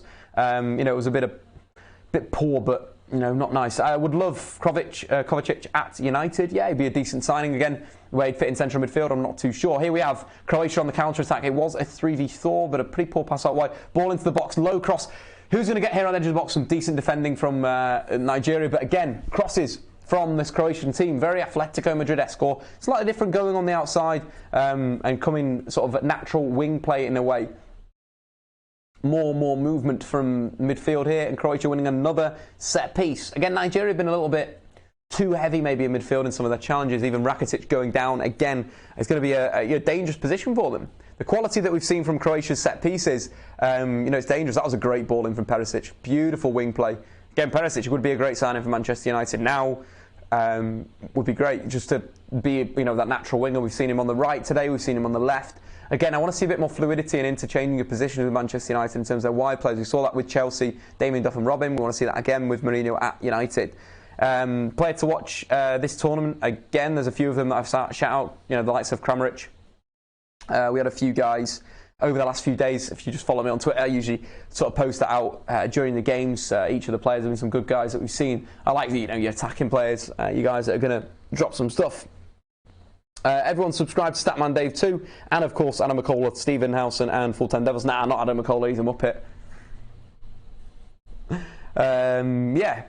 And Golovin, the guy. Golovin's the guy so far. I want to see more of him. But there's still some teams to watch. Go through the teams in terms of Serbia. You mentioned before, Milinkovic, Savic, and that's probably the main guy there. Germany, you want to watch Joshua Kimmich. Going to be sick. Timo Werner's going to be absolutely great. Marco Reus, I expect him to have a wonderful tournament as well. Brazil, when Fred's fit, he's a very good player to watch. Nigeria on the counter here. Good defending again from Croatia. Really good in the transition, aren't they? Shout out to transition football with Croatia. Again, you see a lot of good work there. Musa looking to get the ball, but the Croatian left fullback, I do believe, coming over. Good clearance. Musa crunching into him, but that sort of ability to defend the counter so important in international football, because there's a lot of goals that come from set pieces, come from counters. You can defend that counter like that.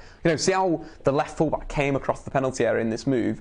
Coming from his side where he's defending, coming across to make the key interception or the key clearance. Very, very good in terms of the Croatia. They're defending really, really nice at the moment. Beautiful, beautiful stuff. Let's move on to the next sort of group games. Sweden, Lindelof's going to be good. Son for Korea, going to be really nice. Korean Republic. Belgium, the Lukakus of the world, KDBs. England, Dele Alli, Lingard, Sterling, I'm going to say there. And then back to Russia. Colombia, you've obviously got James Rodriguez, man. That has been brilliant this season. I've got Colombia in their full-time double sweepstake, so I'm going to be enjoying that game as well on Tuesday.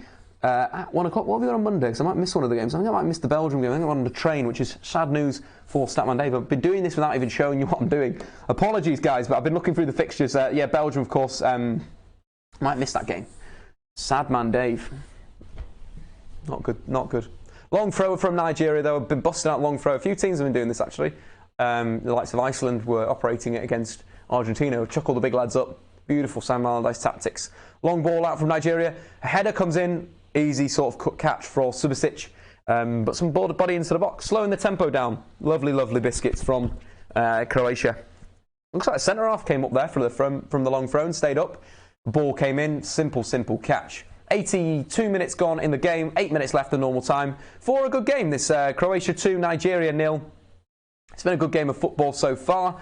Never watched Sergej Milinkovic-Savic. Will be interesting to see how he performs tomorrow. Yeah, it will be interesting to see how he plays. I think he plays slightly deeper for Serbia. I believe he plays a bit closer to Nemanja Matic in a two-man pivot, but he's capable of playing there. Quite a good passing range, good at switching the play with his right foot. I like to see him on the right over the left at that sort of deep position, but I also like his movement in between the lines is very, very good. I've watched him many times this season. One of the games that stands out is the Juve game. Perfect in between the lines play. Their system, the Lazio system's a 3-4-2-1 in a way. Luis Alberto and Sergej Milinkovic-Savic playing off Immobile. And it's one of those things where he's just wonderful to watch, really good team to watch and so forth. So it's exciting. Here we have Perisic looking to win the corner. The Nigerian defender slipping out the way there. But it's not looking good for Nigeria. They've lacked ideas in the final third. They, of course, are changing it, Iheanacho on and so forth. Ryan saying, I'm a German supporter, but I've got a baseball game, tomorrow. Sad news. When we record it, loads of places you can watch it. Comments coming in as well saying, France, screwing up my fantasy football. Yes, same, I've got Mendy. This lad saying he's got Mendy and Sidibe. Terrible, terrible stuff right there. Mark shouting out saying, Nigeria looks so exposed. They could have rocked Croatia in the first half. I agree with that. Right there, the Germans' midfield, possibly the best in the world. Ball-winning ability of Khedira and the calmness and class of Kroos. Gundogan and Goetz are providing backup as well. Yeah, great depth and quality in there. Love to see a German destroyer as well emerge from somewhere. That'd be quite nice.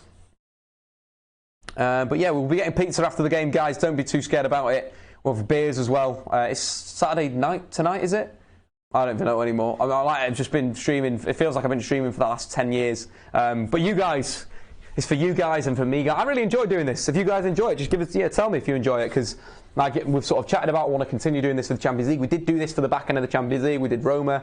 We did Liverpool, the Roma-Liverpool game. We also did the Real Madrid game. We are going to continue doing that on the Statman Dave channel. So that's a big reason to turn notification bells on. There'll be a lot more live stuff. We're going to start to do transfer stuff live as well, so we can react to news a little bit quicker, because sometimes we're a bit slow reacting to it, because I like to do the edit and like to get it nice and done, but I want to get the transfer news a little bit quicker for you guys, so we're going to look to do the live stream. We were going to do one on Monday, but Virgin are currently messing my internet up. If you were watching the stream yesterday, it cut out for about 10 minutes because we have an internet problem. They said some absolute horse crap to me on the phone, saying that they've got the downstream levels are out of spec, which could cause intermittent errors and slow speeds. Today our internet's been between 0.6 download up to like 40 download, so it's all over the place. The upload's been slightly consistent, but the download's been like absolutely crazy. So unfortunately, we'll maybe doing the transfer talk will be a post-production, so maybe going out Wednesday, and then the scout report will be going out on Friday.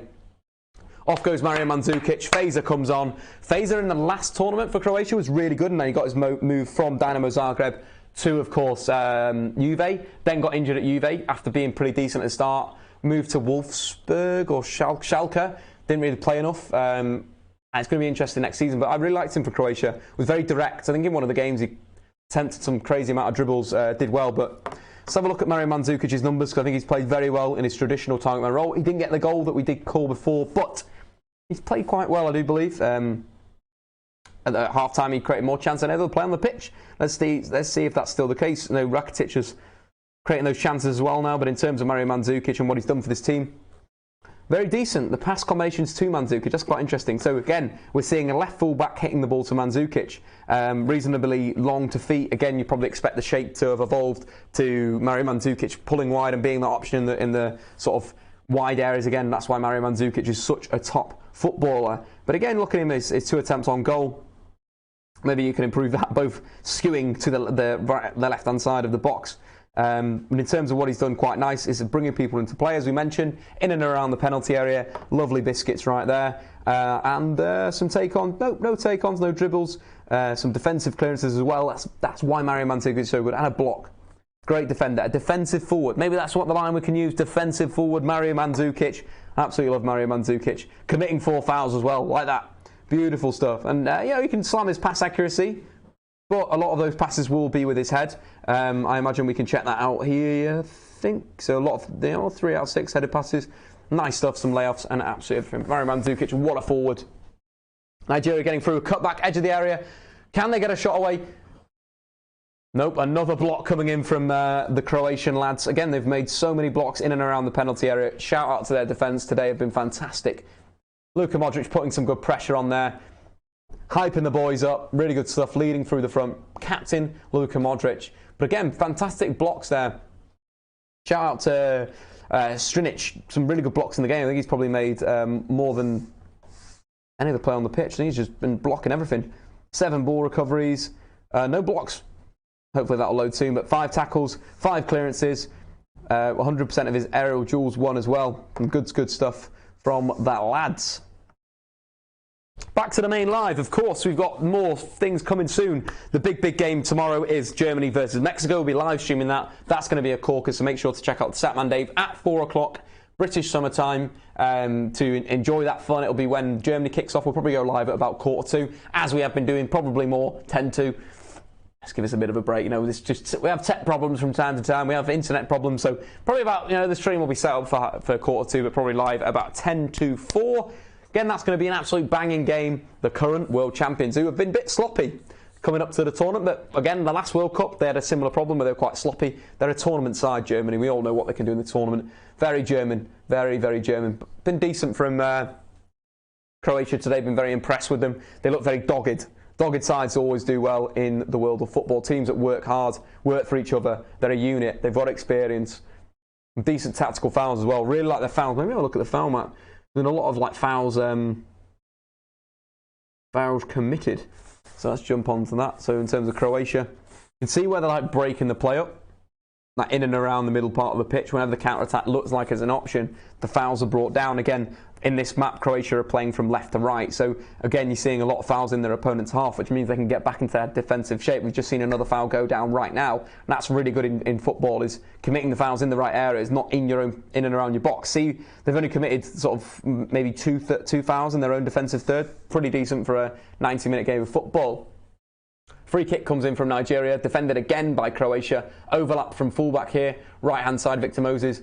Simple defending, edge of the area, ball to feet. Terrible first touch. Is he going to get there with his pace? Yes, keeps it in. Very good pace. A good tackle there.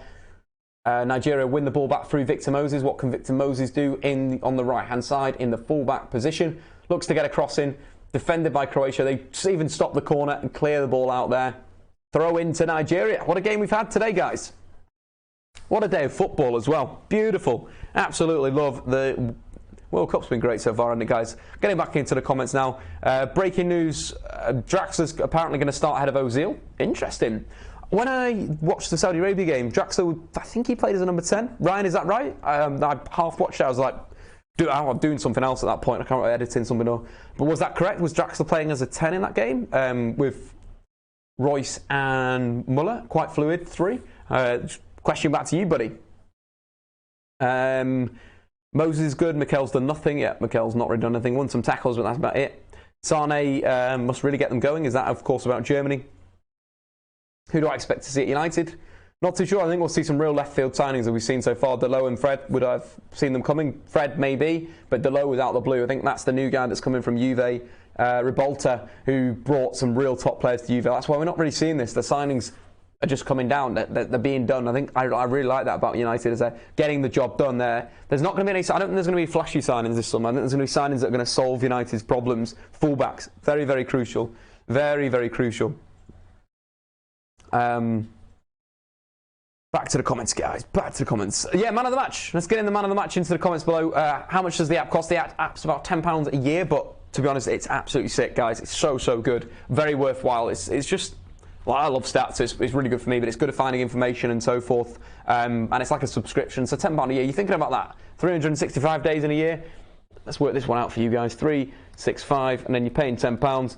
You're paying pretty much nothing a day, in a way. If you think of it like that, you're paying about less than 3p a day. You know, that's how you got to think about these things. Stats, tactics, all those types of things, guys. Man of the match, guys. Who do you think it's going to be? I think Mandzukic has played quite well. I've liked what Modric has done. I think Rakitic has been really good. But guys, get into the comments. Who do you think man of the match has been for this game? Modric, of course, scoring from the penalty spot, and then the own goal being the first one. Set pieces have been where they've been dominating. Rakitic has had a pretty complete game in terms of what he's done with the stats, throughout the game. So I've been pretty impressed with him. In terms of tackling as well. Maybe Luka Modric, guys. But get into the comments. Who do you think is man of the match right now? Defensively as well, I've been pretty impressed with the left back has been quite good, and Zlatko has been good. There's been a lot of good performances, guys. A lot of good performances. Here we have even Perisic around 40, about 20 yards out, ball out wide to the left fullback, cuts back on himself. Little 1-2s, slowing the tempo down. Nigeria just chasing shadows, absolutely chasing shadows. But guys, into the comments. Man of the match, please. That's what I want to see. Everyone like and subscribe if you're new. Yeah, that's exactly what you guys need to do right now. Lovren, man of the match. What's Lovren done? Lovren's probably done some pretty good defensive stuff. But yeah, I've been impressed by the left back, maybe. Shinik. I'd probably give it to him. I think defensively been really good. Kovac, of course, coming on for Croatia. Who did he actually come on for? I missed that one as well. I was blubbering on again. Rebic, a while ago, 78 minutes. So we missed that. But Lovren, man of the match. Modric, man of the match from Alex. Rakitic has been really, really good. Yeah, I kind of agree. It's just been a good team performance. Maybe shout out to the coach. We'll give the Croatian manager the shout out for man of the match. But here we have Croatia breaking again. Ball out wide. Lovely little dink play from Kovacic. Really nice. It's funny how you can see Kovacic and who he is. Fazer trying to get in here. Keeping the ball in the corner. That's what you want to do. You want to waste time. This is the experience that Croatia have. Is waiting down. Mario Mandzukic, man of the match from Johnny.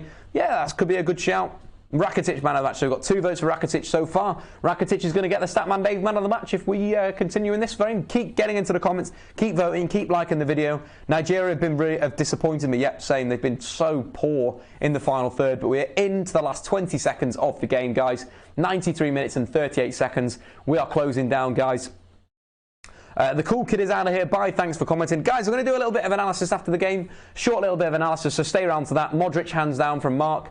So there's 2-2 at the moment between the two centre mids.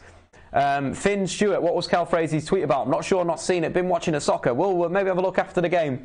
But beautiful football from Croatia. Again, they're still defending. They're still defending it as a unit, even though we are 94 minutes into the game. The game is about to be finished. And that is that, I do believe. 2-0 to Croatia. Fantastic performance. High fives all round. Absolute all over the place, guys. Lovely high fives. Beautiful, beautiful stuff from Croatia. And again, guys, get into the comments. Your man of the match. I think we've got Modric man of the match now, guys. I think we're flying in Modric. Modric man of the match. Then we're going to give it to him in a second. But in terms of the story of the game, the goals pretty much came as a result of set pieces. The first one being a Croatia goal, Tubu putting the ball into the back of net, but it was a cross that came in from Luka Modric. Near post flick on from Rebic, then flicked on by Mandzukic, then flicked on by Kramaric, and then of course Tubu putting the ball into his own goal. And then Luka Modric scoring from the penalty spot again from a corner, whipped in by Luka Modric. Mario Mandzukic was being absolutely cuddled, pinned down, referee blows up, and it is a penalty. In terms of the stats, let's get the stats up. Had some good stats in a game today. Luka Modric, of course, his 1 goal from his 1 shot. Kramaric getting in there as well in the act and so forth in terms of top passes for Croatia. You've got Luka, you've got Rakitic. Look at the range on that. Compared to what we were seeing with Argentina before in the stream, look at the range and where he's hitting it. Channels, a lot of good stuff. Like hit the channels if you're in a 4-4-2. Hit the channels if you're looking to Stretch the game. Big thing with a 4-4-2. Hit the channels, open up space in the middle. That's what Rakitic did. Luka Modric as well, your guys man of the match. Same sort of thing there. That's why these guys are two of the best central midfielders in world football. They have the range to do this. They are fantastic, talented players, both of those guys, and it worked really well. We have question marks whether this double pivot could work. It has worked absolute treat as well. Even Rakitic creating 3 chances. One corner, 2 from open play. And the main man, Mario Mandzukic, also being quite creative. 2 little layoffs from shots that went over the bar. We'll expect that to be a little bit of a tactical manoeuvre that Croatia are going to do. Ball to Mario Mandzukic, and he's going to chest it off and look to get the ball into the back of the net. Again, attacking third passes. Modric everywhere. Look at those balls. Great balls into the attacking third. That's why Luka Modric has got your man of the match. Of course, it is because his passing range is absolutely sick. Other things as well. The crossing from Croatia. Victor Moses as well. 12 crosses, only created 1 chance. That's why Chelsea have got him in. That right, Cam needs to work on his crossing. Victor Moses, if they're going to get any further in the tournament. And ball recoveries.